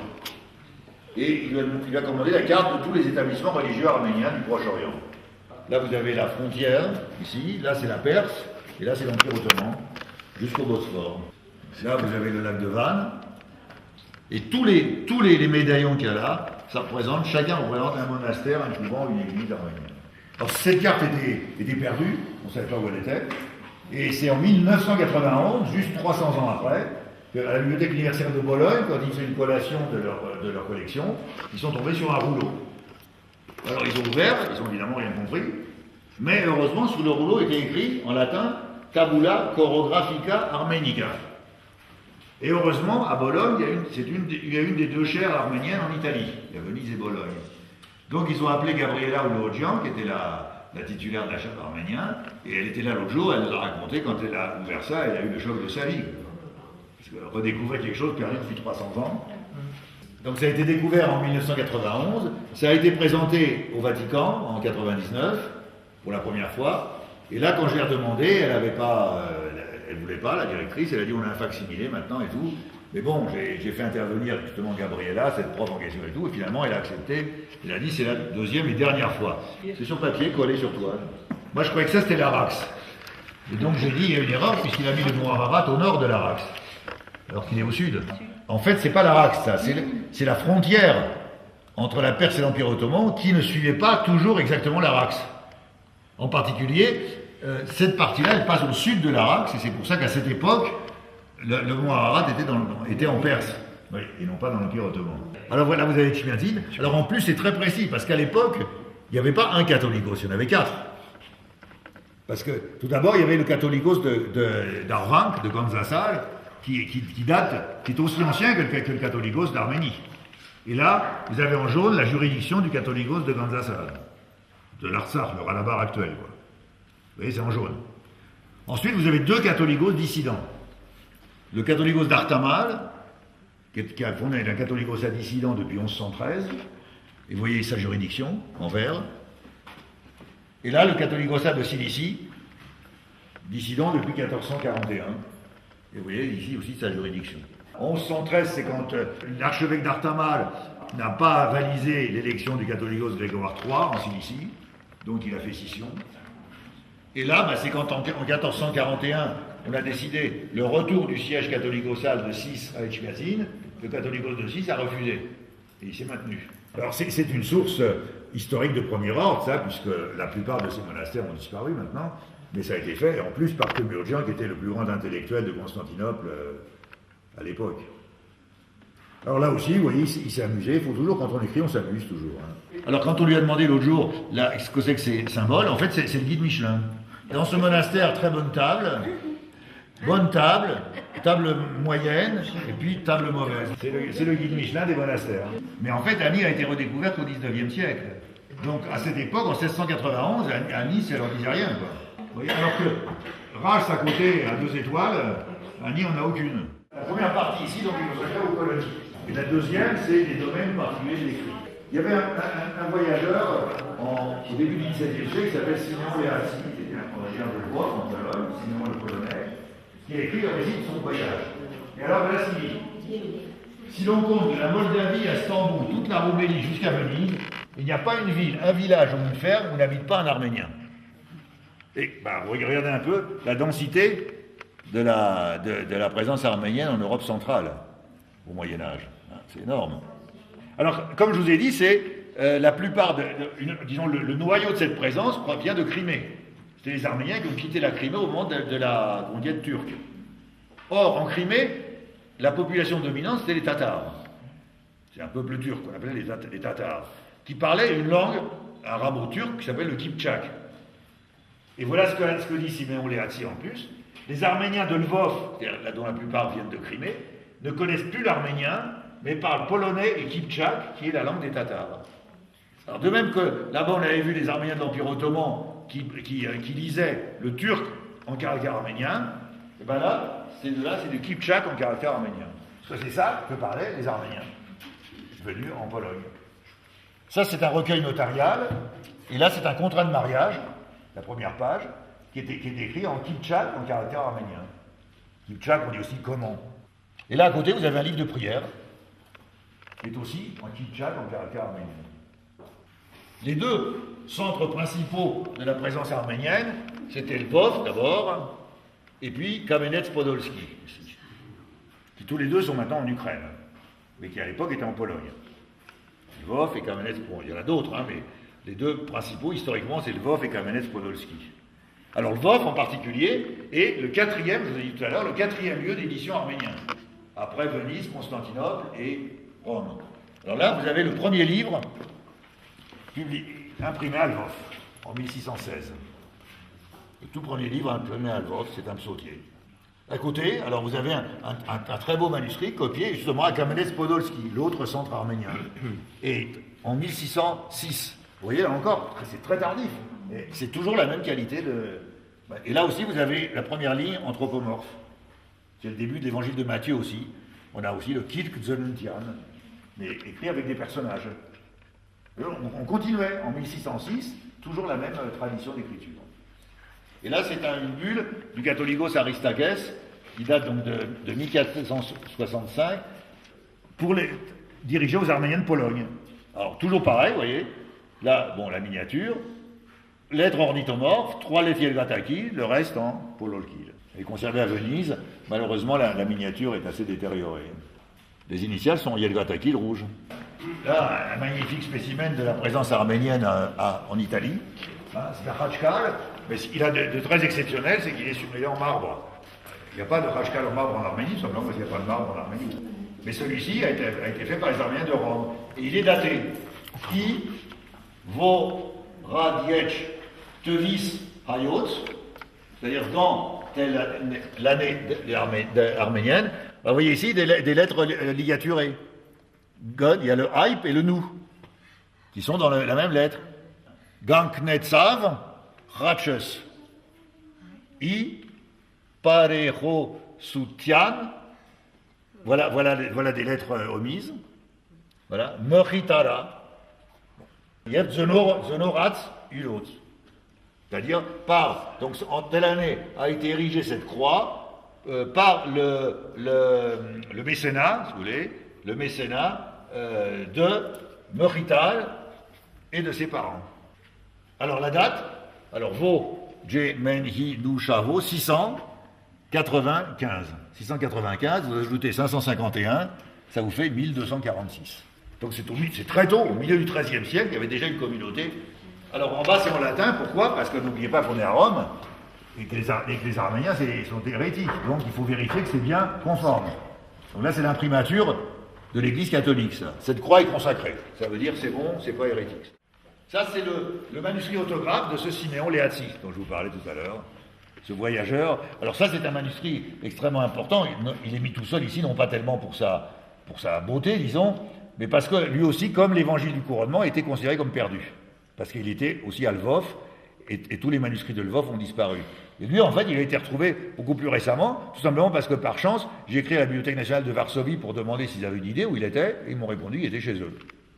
Mais là, ça a été beaucoup plus facile que l'autre, parce qu'il appartient à la Bibliothèque nationale, celui-là, et non pas au primat. Ça, c'est des exemples de la présence arménienne en Crimée. Voilà. Alors regardez, je les ai mis exprès côte à côte, il y a plus de 300 ans de différence, hein. Mais c'est toujours le même style de manuscrit. Celui-là est spectaculaire parce que il représente donc la nativité, et sur la page de droite, les deux premières lignes, il y a 3 bergers. Si vous regardez bien. Il y a un berger qui sonne la trompette en haut, il y a un berger qui présente l'agneau, et un berger qui tient la hache du sacrifice. Parce que c'est l'adoration des bergers.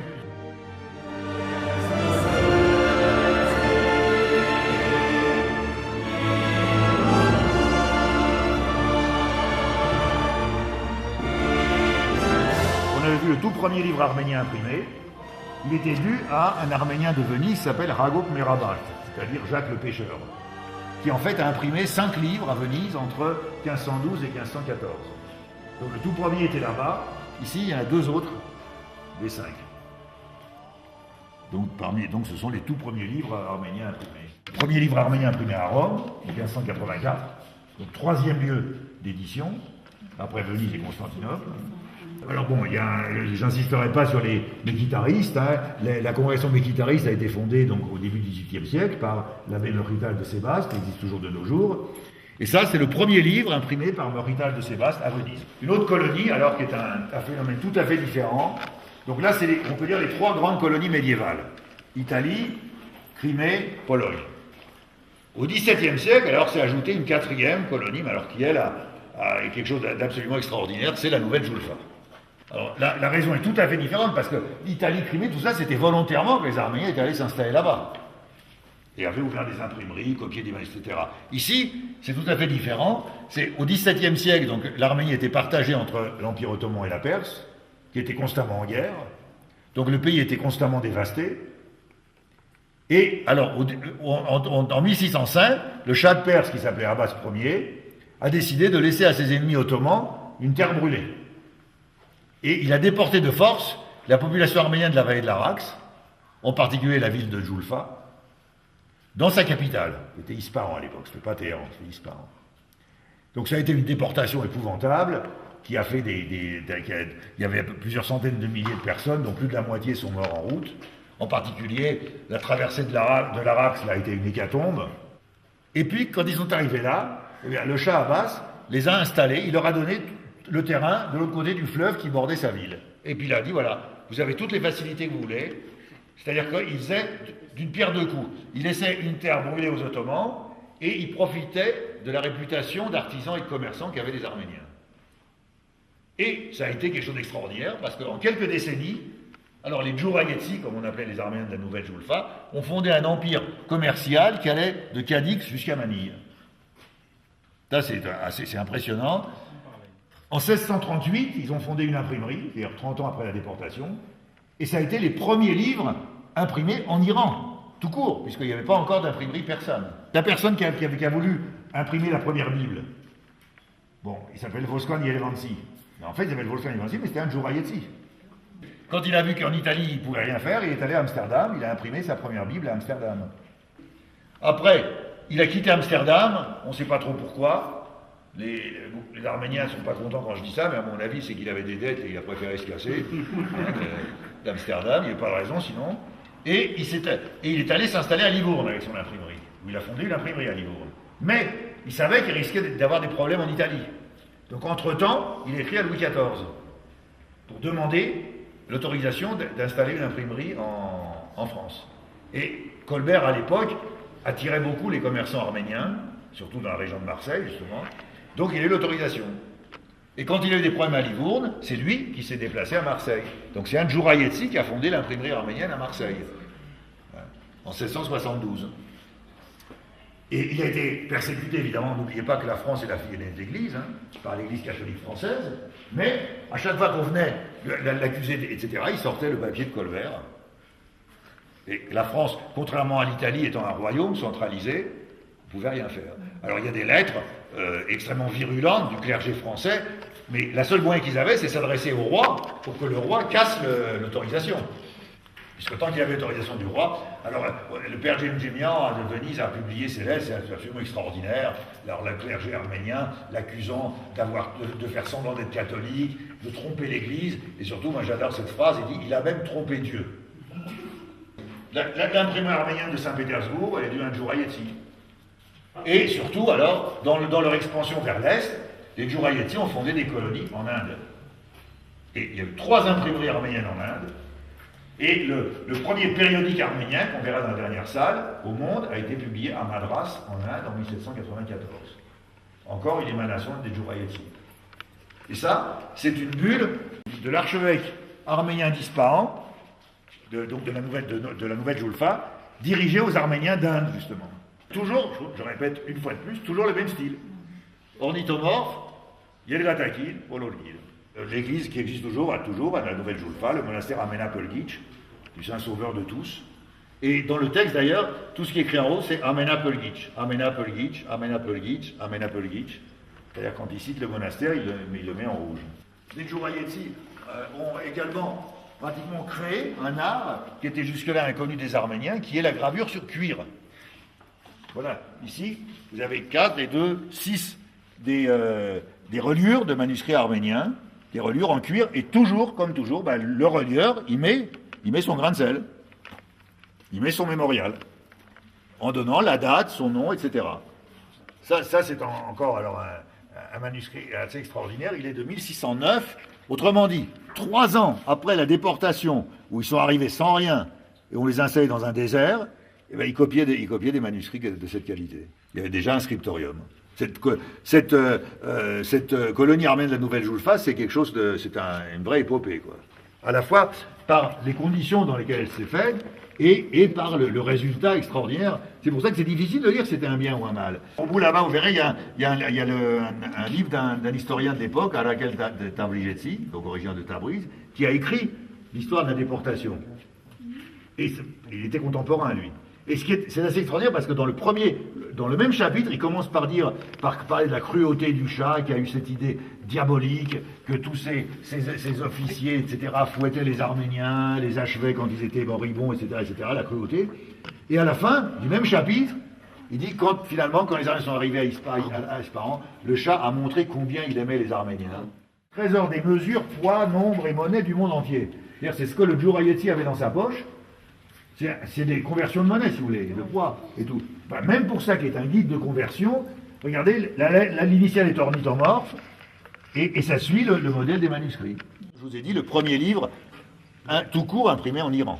Il y a un exemplaire unique au monde, qui est à Oxford, Et ça, c'était une chance, parce que pendant très longtemps, on considérait qu'il était perdu. On n'avait pas d'exemplaire. Or, il y avait au XVIIe siècle un hébraïsant, un professeur d'hébreu anglais qui s'appelait Richard Pocock. Quand il est mort, la bibliothèque bodléienne d'Oxford, la bibliothèque de l'université d'Oxford, a acheté sa bibliothèque, qui se trouve, maintenant dans la bibliothèque bodléenne d'Oxford. Et c'est que dans les années 1960, qu'un arménologue qui regardait cette bibliothèque est tombé sur là-dessus, il a ouvert, il a dit « mais c'est pas de l'hébreu ça, c'est de l'arménien ». Et effectivement, on a reconnu que c'est un exemplaire du premier livre arménien imprimé. Ça, c'est un exemplaire des livres de contes des Djourayetsi, les livres de contes des marchands de la Nouvelle-Joule. Celui-là est exceptionnel. Là, c'est l'Apocalypse avec une représentation de la Jérusalem céleste. 1647. Et celui-là, qui est somptueux aussi, 1610. 4 ans après la déportation. Alors en bas, il est très très curieux. Ce qui est très curieux, c'est si vous regardez en haut à droite. Là, ça vous montre un peu ces copistes. Quelquefois, ils en avaient marre, ils faisaient des fantaisies. Alors regardez, c'est un manuscrit copié à la Nouvelle Joulfa, toujours, en 1688. Alors le copiste, quand il est arrivé là, il en avait marre. Alors regardez, en haut à droite, il a pris les 2 lettres M, le men, il les a reliées et il a dessiné un funambule dessus. Les divers domaines de l'écrit. Alors, musique, droit, etc., etc. Là, vous avez des manuscrits musicaux. Alors, tous ces manuscrits musicaux, sauf celui-là qui est à part, ils comportent au-dessus des lettres ce qu'on appelle des chazes, c'est-à-dire des notes musicales pour diriger le chanteur. Alors là, ce qui sont assez difficiles à comprendre, disons. Mais voilà, celui-là est particulièrement joli avec la représentation d'Adam et Ève, là, au milieu, chastement représentés. Alors, quant à celui-là, la raison pour laquelle il se trouve ici est assez exceptionnelle. C'est le livre des prières de Krikol Nalegasi. A priori, il n'y a aucune raison d'être ici. Mais il a une histoire assez intéressante. Tout le monde connaît le Sayat Nova, le troubadour du XVIIIe siècle, qui est composé d'ailleurs à la fois en arménien, en turc et en géorgien. Il était à la cour du roi de Géorgie, à Tiflis. Selon le roi, Sayat Nova était un peu trop assidu auprès de sa sœur. Donc il l'a exilé. Sayat Nova est exilé en Iran, au sud de la mer Caspienne. Et là, il s'est fait religieux. Et pour expier, comme je dis, les péchés qu'il n'a pas commis, il s'est adonné à la copie de manuscrits. Le reste de sa vie, il a simplement copié des manuscrits. Et on sait d'après sa correspondance que le premier qu'il a copié, c'est le Nalegasi. Bon. On n'en sait pas plus. Or, il y a peut-être 20 ou 30 ans, l'ancien vice-directeur du Matin d'Alan qui me raconte ça, il est mort maintenant, Babken Choukasazian, et il me dit, quelqu'un est venu me voir pour me proposer un manuscrit à vendre. Alors il dit, j'ai regardé, et il me dit, ça m'a pas paru exceptionnel. Bon, c'est une calligraphie d'imprimerie en fait. Je me suis dit, c'est très soigné. En plus, quand il dit, quand j'ai vu le sujet, le Nalegasi, j'ai dit au type, écoutez, nous on en a des dizaines, des Nalegasi, des plus beaux que ça. Ça ne nous intéresse pas. Et le type lui a dit, avant de me le rendre, ouvrez à telle page. Il a ouvert à telle page, il y avait le mémorial qui commençait par Yes, Sayat Nova, etc. C'est-à-dire c'est la copie de la main de Sayat Nova. Bon voilà, ça c'est l'écriture de Sayat Nova lui-même. Et c'est vrai, quand vous regardez, on dirait presque de l'imprimerie. Hein. C'est d'une régularité incroyable. C'est le premier livre qui a copié par Sayat Nova après sa disgrâce. Les autres, donc, ce sont des manuscrits musicaux, des hymnaires. Oui, toujours, regardez par exemple celui-là, si vous regardez, toujours le même style. Lettres ornementées, ensuite Yelgatakil, ensuite Pololkil. Alors de dates variables, hein, celui-là est très ancien, il est 1314. Celui-là est plus récent, 1526. Celui-là est très très beau, là, de 1314. Le célèbre juriste arménien du Moyen-Âge, qui s'appelait Merital Ghosh, d'ailleurs qui a laissé son nom à un célèbre couvent, Goshavank. L'un des personnages les plus importants du XIIIe siècle arménien, c'était le frère du roi Itoum, qui s'appelait Sumbat, le Konetav Sumbat. C'est son écriture. C'est un manuscrit qui est conservé à la bibliothèque du Vatican. Et d'ailleurs, on lit sur une ligne là, Yes, Sumbat Haigazen. Moi, Sumbat l'arménien. Et ça, c'est le colophon, donc c'est de la main du Konetav Sumbat. Alors, Konetav Sumbat, non seulement était le général en chef des armées, frère du roi, mais en même temps, c'était le plus grand lettré de son siècle. Il connaissait parfaitement en particulier le latin et le français, il a fait des traductions. Entre autres, il avait traduit le code de loi de la principauté d'Antioche, qui était une principauté fondée par les croisés à côté. Or, ce code de loi, le texte original français a disparu, il nous est pas parvenu. Mais on sait que ce Mbad l'avait traduit. Or, à la fin du XIXe siècle, un père méquitariste qui se trouvait à Constantinople a vu dans une collection privée ce manuscrit. Il l'a copié et il l'a envoyé à Venise. Où là, le plus célèbre des pères méquitaristes à l'époque, le père Alishan, a tout de suite reconnu que c'était la traduction arménienne des Assises d'Antioche. Donc, les méquitaristes sont arrangés pour acheter le manuscrit, il est conservé maintenant à Venise, et Alishan l'a traduit en français. Donc maintenant, on a les Assises d'Antioche, qui est la traduction française de la traduction arménienne. Donc en plus, il a l'avantage, il a aussi la particularité d'être dû au plus célèbre miniaturiste arménien du XIVe siècle, qui s'appelle Sarkis Bitsak. Et là, à la page de gauche, c'est une miniature très célèbre qui représente le roi Léon IV rendant la justice. Et après, donc, commence le texte des Assises d'Antioche. C'est un manuscrit de 1331. Ça, Bitsak, c'est le plus célèbre du XIVe, qui était contemporain de la déportation, et qui a décrit la déportation. Il a en plus les caractéristiques d'être le premier historien arménien qui a été publié de son vivant. Juste, c'était l'année de sa mort, 1669. Il était imprimé à Amsterdam en 1669. Quant à ça, c'est ce dont je vous parlais à certains d'entre vous, c'est l'histoire, le fameux colophon de 1099. Alors ça, c'est un manuscrit copié à Alexandrie en 1099. Alors à la fin, donc le scribe écrit son mémorial, et il venait d'apprendre la prise de Jérusalem par les croisés. Donc, voilà, il raconte, hein, c'est le journaliste et le correspondant, si vous voulez, d'un journal, pratiquement, hein, il raconte comment la prise de Constantinople par les croisés a été ressentie, donc ça, ressentie à Alexandrie. Donc c'est vraiment les sources historiques de toute première main. Alors d'autres sources historiques, ce sont les inscriptions. Alors cette inscription, elle vient de Stepanakert. Du musée de Stepanakert. Alors, pourquoi c'est important? Parce que, bon, ici, ça vous parle d'un roi, Gagig, d'un royaume, vous savez, le royaume de Dizag, qui était un royaume dans le Ralabar actuel. Et donc, autrement dit, il parle de ce royaume, mais ce qui est intéressant, c'est la date, c'est-à-dire en, nous, reto. Nous, reto, ça fait 449. Si vous ajoutez 551, ça vous fait exactement 1000. Donc c'est une inscription de l'an 1000, exactement, qui atteste l'existence du royaume à une époque où aucun Turc n'avait encore mis les pieds au Ralabar. Il connaissait bien l'Asie, et le pape, à l'époque, c'était le pape Clément V, lui a demandé d'écrire une histoire de l'Asie. Et il a dicté, en français, c'est la première œuvre écrite par un Arménien en langue étrangère, au début du XIVe siècle. Ça s'appelle, c'est un très joli nom, ça s'appelle La fleur des histoires de la terre d'Orient. Et ça a été un texte extrêmement populaire au Moyen-Âge. Comment on mesurait la popularité à l'époque? Comme il n'y avait pas d'imprimerie, il n'y avait pas de tirage, il y avait le nombre de copies manuscrites. Il nous en est parvenu une cinquantaine, ce qui veut dire qu'il devait y en avoir plusieurs centaines. Et c'est pas son texte qui a été donné au pape, parce qu'au pape, il fallait lui donner le latin. Donc lui a des dictées en français, c'était traduit en latin. C'est la version latine qui a été offerte au pape en 1307, donc il y a exactement 700 ans. Au pape Clément V à Poitiers. Et quelques décennies plus tard, un moine français qui a eu en main le texte latin ne savait pas que l'original était en français, et il a traduit le latin en français. Pour montrer la popularité qu'avait cette œuvre. Et enfin, toujours dans l'historiographie, ça, c'est le plus célèbre le père de l'histoire arménien, comme on dit, le plus célèbre, le fameux Moses Khorenatsi. Moïse de Kholène, dont je vous ai parlé au début. Ça, c'est la copie la plus ancienne qu'on possède. Et elle est de 1567, c'est-à-dire très très tard. À peu près 1 millier d'années après l'auteur. Donc toutes ces copies ont été au fur et à mesure déformées. Parce que quand un copiste fait une copie, quelquefois il rajoute des choses, ou il modifie, ou quoi.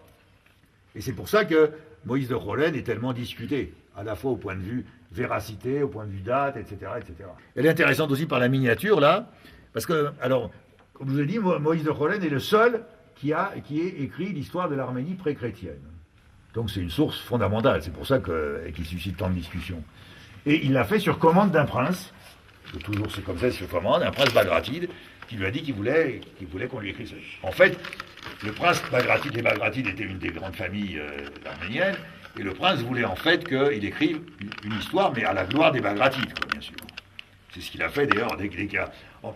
La famille Riva, c'était les Mamigonian, et Moses Khomeini fait tout toujours pour abaisser les Mamigonian et glorifier les Bagratides. À Moses Khomeini à gauche, d'écrire, et en bas, vous avez un marchand de Constantinople qui est le commanditaire de la copie.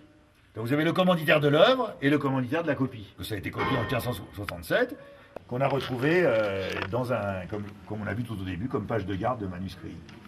Donc il est beaucoup plus ancien que la copie là, mais c'est qu'un extrait et qui n'est pas daté. C'est un extrait du troisième chapitre de Moïse de Rollen que un relieur postérieur a utilisé pour sa reliure. Regardez ces tableaux. Regardez la quatrième ligne. La quatrième, vous avez Ini, Liun, Vo. Alors, si vous regardez les valeurs, Ini c'est 20, Liun c'est 30, et Vo c'est 600. C'est la table de multiplication. 20 fois 30 égale 600. Ça, c'est une table de multiplication arménienne, avec des lettres arméniennes au lieu des nombres. La troisième lettre, c'est le produit des deux premières. Alors, c'est la copie d'une œuvre du plus célèbre mathématicien arménien du Moyen-Âge, qui s'appelait Anania Shiragatsi. Ça aussi, c'est une copie du plus célèbre philosophe arménien du Moyen-Âge, qui s'appelait David Anhart. C'est-à-dire David l'Invincible. Pourquoi l'Invincible? Parce qu'il avait toujours le dernier mot dans les discussions philosophiques. Donc on l'appelait David l'Invincible. Et c'est très joli ça, parce que l'œuvre, c'est une copie tardive, mais qui représente l'auteur terminant son œuvre, mettant la dernière main à son œuvre. Là, vous avez des manuscrits médicaux. Le plus célèbre médecin arménien du Moyen-Âge s'appelle Merital Helatsi. Et ici, à droite, c'est un autre médecin plus tardif, qui était le médecin personnel du sultan Mehmed le Conquérant, Amir Dovlat Amasyatsi, donc 1459. Et ça, l'importance aussi, c'est que c'est son manuscrit. C'est très rare d'avoir les manuscrits originaux des auteurs. Hein. En général, c'est des copies. Ça c'est l'original de Amir Dovlat.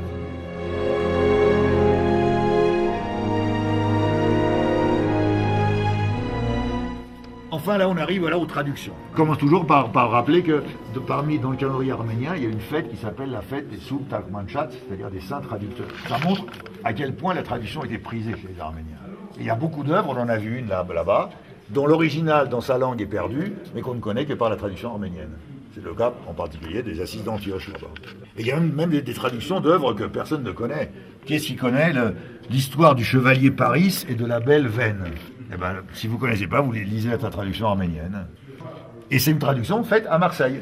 Et ça, c'est président de Colophon, I. Marchilia. L'un des plus grands intellectuels du XIIe siècle arménien s'appelait Nerses Lampronati. Nerses de Lampron, c'était l'archevêque de Tars. Et alors, lui connaissait toutes les langues et tout. Il a fait énormément de traductions. Alors là, par exemple, c'est son écriture, c'est son colophon, en bas. Le manuscrit est un manuscrit grec. Et lui avait été envoyé à Constantinople pour une mission diplomatique.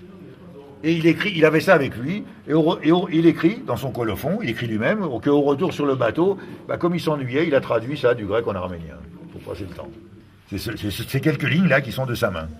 Là aussi, mais malheureusement, il n'est pas très ouvert, c'est aussi un colophon de sa main, mais on n'a pas eu l'autorisation de l'ouvrir. Surtout, alors il y a ça. Ça, c'est une œuvre syriaque, l'auteur s'appelle Éphrem le Syrien, dont l'original est perdu. Et Nerses de Lampron a fait la traduction arménienne. Donc ça, c'est la traduction arménienne, si vous voulez, c'est un des rares exemples où on est traducteur. Et le célèbre père Mekhitariste Adichan, dont je vous parlais tout à l'heure, était tellement fasciné par cette traduction que ce manuscrit, pendant toute sa vie, il l'a gardé dans sa cellule, à Venise. Et il a dit, ça sortira après ma mort. Ici, alors voilà, je l'ai parlé plusieurs fois, la première Bible imprimée, par le Djourayeti, Voskan Yelevansi, à Amsterdam, en 1666. Là, c'est ouvert sur le livre de Judith. Vous voyez d'ailleurs la gravure qui représente Judith. Ça, c'est le premier roman français intégralement traduit en arménien. C'est le Télémaque de Fénelon, traduit en arménien. Et là aussi publié, alors, Nol Nakhichevan, vous vous souvenez, vous avez dit c'était cette colonie par des Arméniens déplacés de Crimée. Donc c'est en 1780 que ça a été fondé. En 1780, donc, ces Arméniens ont fondé cette ville sur rien. Et en 1993, ils publiaient la traduction du Télémaque de Fénelon. Encore un exemple fameux d'une œuvre dont l'original a disparu. Alors, là-bas, c'était une œuvre en français. Là, une œuvre en syrien, qui a disparu. Ça, c'est une œuvre en grec, qui est due à la chronique d'Eusèbe de Césarée, qui était un théologien grec du IVe siècle. L'œuvre a disparu, mais on a la traduction arménienne. qui permet de reconstituer le grec. Alors, la presse arménienne, donc voilà, je vous ai dit, le premier périodique arménien a vu le jour à Madras en 1794. Alors voilà, ça c'est le recueil de la première année, donc c'est ouvert sur le numéro 1. Madras 1794, c'est dirigé par les Bâches Baronats et Makragensar Dignats, c'est-à-dire distingués messieurs et chastes dames. Voilà, donc Astara, ça se traduit par le moniteur. Donc, France, qui s'appelle Arlevelk, l'Orient, en 1855. Et là, c'est le premier numéro 1 du premier périodique arménien de Marseille. Arménien. 1885, dont l'éditeur était un célèbre homme politique arménien, Mogoldic Portugalian, qui a fondé le parti Almenagan, l'un des 3 grands partis politiques arméniens. Donc, premier périodique arménien tout court, premier périodique arménien en France et premier périodique arménien à Marseille. Et ça, alors, c'est le fameux journal Halatch. Donc ça, c'est le numéro 1 de 2 août 1925, c'est le numéro 1 de Halatch. Et ça, c'est le numéro de la mort de son fondateur, Shavash Misakian. Et ce qui est intéressant aussi, c'est celui-là. Parce que Halatch a été fondé à Paris en 1925. Et là, regardez, ça, c'est Erzurum 1909. Parce qu'en fait, Shavash Misakian était un journaliste arménien à Constantinople, au début du XXe siècle, et en 1911, il a été envoyé à Erzurum, il était membre du parti Tashnak, il a été envoyé à Erzurum pour collaborer à l'impression du journal Tashnak d'Erzurum, qui s'appelait Halatch. Et quand il a fondé après son journal à Paris, il a repris exactement le titre et la graphie. Voilà, c'est intéressant de voir, c'est le même titre et la même graphie. Lui a été, il a fait partie de la liste du 24 avril 1915, mais par chance, quelqu'un a envoyé un enfant le prévenir. Et donc il est passé dans la clandestinité, et quand les Ottomans sont venus l'arrêter, il n'était plus là. Donc il a échappé de justesse. Donc voilà, Shavash Misakian. Il avait ici plusieurs personnages du journal. Et ça, c'est le Théotique, c'est l'auteur du livre d'Iboudal qu'on a vu dans la deuxième salle. Là, vous avez quelques objets donc, qui proviennent des archives du journal Halatch. Là, vous avez deux exemples d'autres de la presse. Celui-là est particulièrement intéressant, c'est un journal satirique arménien qui paraissait à Tiflis. Alors, je ne sais pas si vous vous rendez compte, mais enfin, faire paraître un journal satirique sous les autorités de Tsaris, c'était pas du gâteau. Hein. Là, par exemple, en haut, la personne qui ouvre les bras, là, il dit que c'est au moment où les autorités tsaristes ont interdit la presse arménienne. Et alors il ouvre les bras en disant « Ouf, maintenant je vais avoir le temps pour moi, j'ai plus de journaux à lire. » Et en bas, c'est après les massacres de 1895-96 en Turquie. Et c'est la légende dit « Le sultan Abdulhamid, ayant complètement dépouillé ses sujets, n'a plus que leur peau à leur prendre. » Là, c'est un rideau d'hôtel, donc avec l'inscription, là. Regardez, vous avez ici beaucoup de ces lettres ligaturées. Vous en avez une ici, une ici, une ici. Vous voyez, ces lettres. Alors, or, ici, on voit très bien, c'est pas pour des raisons de place. La place, ils avaient la place, mais ça fait partie du sport. Ça fait partie du sport de l'écriture. Ça, c'est ce qu'on mettait sur les selles des chevaux, toujours avec le nom et la date. Ranum, 1887. Et alors là, vous avez dans un certain nombre de tapis, avec l'inscription, il ne faut surtout pas apprendre l'orthographe sur les tapis arméniens. Plein de fautes d'orthographe, dans la mesure où les artisans n'avaient pas une éducation très poussée. Alors, il y a même des choses qui sont totalement illisibles. Là, par exemple, si vous lisez ici, bon, Salkisian, bon, d'accord, c'est un nom propre. Hazar, bon, 1000, et après, Vatel. Ça ne veut rien dire. Donc il faut essayer de trouver, en corrigeant avec des erreurs, des fautes d'orthographe, ça ne veut rien dire. De même ça, c'est illisible. Yes, probablement. Cre, c'est peut-être Crico, je ne sais pas, mais on ne voit pas la suite. Ça, c'est illisible. Alors ici, en cherchant bien, on peut... Là, c'est bon, 1914, ça c'est le taux, Tevagan, la date. Ça, c'est probablement 20, mais le 2 est assez bizarre. Et là, moyennant 2 fautes d'orthographe, je pense que ça doit être Tekdempel. Puisque le tapis était tissé de bas en haut, ça veut dire que ça a été commencé le 20 décembre 1914. Et ça a été terminé en 1915, le 20. Alors, à côté, je pense c'est Hofdempel, mais alors là, je ne sais pas combien de fautes d'orthographe, c'est tellement difficile à lire. la date de début, la date d'achèvement, et le sarkisian, c'est probablement soit le commanditaire, soit l'artisan. Alors là, moi j'ai une suggestion, mais enfin qui n'est pas très convaincante. Moyennant l'interversion de ces deux lettres et le remplacement du tau en ta, ça fait vart, les 1000 fleurs, les 1000 roses. Là j'ai un bel exemple de ligature là-haut. 1897, vous avez 3 lettres en une, ami. Ça veut dire en l'année, en l'an 1897. Vous avez le I, men et ini qui sont en un seul signe. Ça doit être 1815, dit Marthe. Bon, enfin tout ça, tous ces tapis, c'est un peu des hors-d'œuvre à côté de celui donc, qui est à la fin. C'est aussi la première fois qu'il est exposé. Alors c'est un tapis, donc comme je racontais à certains d'entre vous au départ, c'est un tapis qui se trouve sous le nom de tapis choral dans tous les livres sur les tapis orientaux, chrétiens, arméniens, etc. Mais personne ne l'avait vu. Et là, c'est toujours grâce à cet ami Nicolas Pouloudian, c'est lui qui a repéré dans un catalogue de vente aux enchères, et en remontant la filière, on a réussi à trouver qu'il est chez un marchand de tapis, disons un commerçant de Boston, et qui a accepté, à ma grande surprise, de le prêter sans aucun problème. Alors, qu'est-ce qu'il a d'exceptionnel? Bon, d'abord, il est superbe, et alors, c'est l'inscription. Alors, l'inscription, comme le tapis est tissé de bas en haut, il faut lire d'abord la seconde ligne, puis la première. Alors, la seconde ligne, ça commence par Yes, Koaros, Merok, Li. C'est-à-dire, moi, Koa, pleine de péché. Donc, Koa, c'est pour ça qu'on a le tapis Koa. C'est le nom de la femme qui l'a tissé. Et surtout, à la fin, c'est-à-dire à la fin de la première ligne, vous avez la date. C'est probablement le prototype de ces tapis qu'on appelle Bichabakol, c'est-à-dire tapis dragon. Parce que vous avez là des formes de dragon là en haut, qui ont été énormément copiées après. Les Bichabakol, c'est très classique dans le tapis arménien. En bas aussi, vous avez à l'envers le Bichab. La partie inférieure a légèrement souffert. Les couleurs sont moins vives. Mais la partie supérieure est magnifique.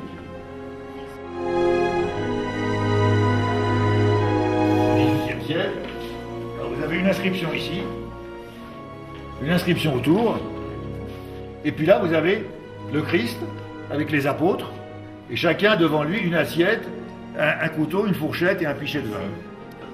Voilà, donc ça vous mettiez ça sur un trépied, et puis vous choisissez quel apôtre vous voulez être, et vous mettez à cette place. Alors celui-là est conservé dans alors à Boston, il y a un institut arménien qui s'appelle ALMA, ça veut dire Armenian Library and Museum of America. Bibliothèque et musée arménien d'Amérique. Ce plateau est passé par plusieurs mains. Le dernier, c'est un collectionneur américain qui est en même temps le plus grand numismate arménien, qui est mort récemment, Paul Bédoutian. Et à sa mort, il l'a légué à ce musée. Là, vous avez une étole qui est faite là par les Arméniens d'Astrakhan, la colonie arménienne d'Astrakhan. Là, donc, vous avez diverses inscriptions sur tissu, en général religieuses, ce qu'on appelle un rideau liturgique. Ça, c'est pas un rideau d'hôtel comme là-bas. Ça servait pas pour l'hôtel, c'était pour mettre sur les bords de l'hôtel, pour fermer les tiroirs où il y avait les objets liturgiques. Quoi. Rien que sur une ceinture, on met Tevin 1881 in Ulissi das Hingin, c'est-à-dire ça a été terminé le 15 juillet 1881. Mais sur une je dirais sur une vulgaire ceinture, quoi. Toujours cette maladie, je dirais presque, de laisser la trace.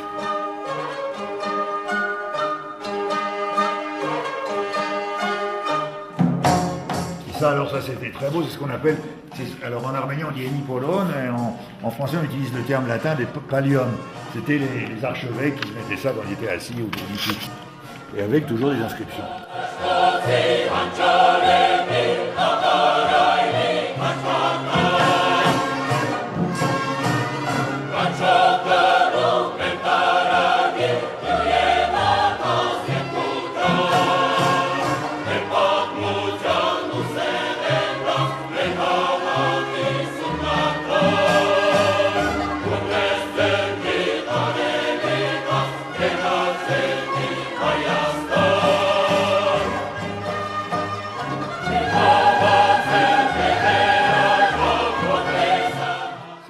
Partie, c'est la céramique et métal. Là, par exemple, voilà des reliures Alors, les royaumes métalliques, ça c'est bien antérieur à la nouvelle Julfa. Les royaumes métalliques étaient traditionnels. Et toujours, oui, c'est sur la tranche que l'orfèvre met son mémorial. C'est-à-dire son nom, la date, etc., etc. Là, ici en haut, c'est ce qu'on appelle des monogrammes. C'est-à-dire le commanditaire veut que son nom soit inscrit, mais en un seul symbole. Alors là, sur les 4, il n'y a que celui-là qu'on a su déchiffrer, Nazaret. Les autres, alors là, allez-y, hein, si quelqu'un arrive, on n'a pas su les déchiffrer. Pour ça, j'ai mis monogramme central énigmatique. De là, vous voyez bien la différence, quelquefois, avec l'écrit avec alors des professionnels, une calligraphie soignée et tout. Et ça, en revanche, c'est de l'écrit tout à fait... c'est très mal écrit, quoi. Avec, non seulement avec plein de fautes d'orthographe, mais en plus avec une calligraphie très ordinaire. Mais ça fait rien. On écrivait bien, on écrivait mal, mais on écrivait. Là, il y a de très belles céramiques, là, celle-ci, alors écrite en autolki, là, autour. Et puis ça, là, toujours un des sujets favoris, la décollation de Jean-Baptiste. Avec Salomé. Et là, c'est une gourde, là, en céramique. C'est intéressant, là, c'est que l'année, cette fois-ci, n'est ni l'année, disons, du Christ, ni l'année arménienne, c'est l'hégire. Ben oui, puisque c'est dans l'Empire ottoman que les Arméniens comptaient aussi avec l'ère de l'hégire. Alors là, vous voyez des objets en métal tout à fait variés. Là au fond, là, c'est l'encrier du Catholicos Nestes Ashtalageti, c'est écrit dessus. Là, vous avez des inscriptions sur les couteaux, là, sur des couteaux, là, sur un fourreau, là, sur une bague, surtout, quoi.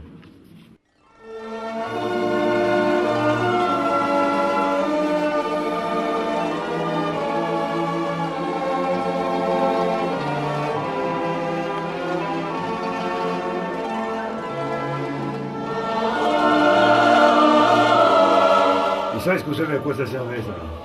En arménien, ça s'appelle koshot. Koshot, ça veut dire les chasser, koshel. Et c'était pour chasser les mouches dans les églises. Ces lits sont superbes. Hein, alors vous voyez, certains ont une inscription autour, d'autres une inscription sur le manche. Ça, c'est 2 magnifiques reliquaires. Ce sont des reliquaires, c'est-à-dire pour conserver les reliques des saints. Et en bas, là, il y a 2 lettres en géorgien.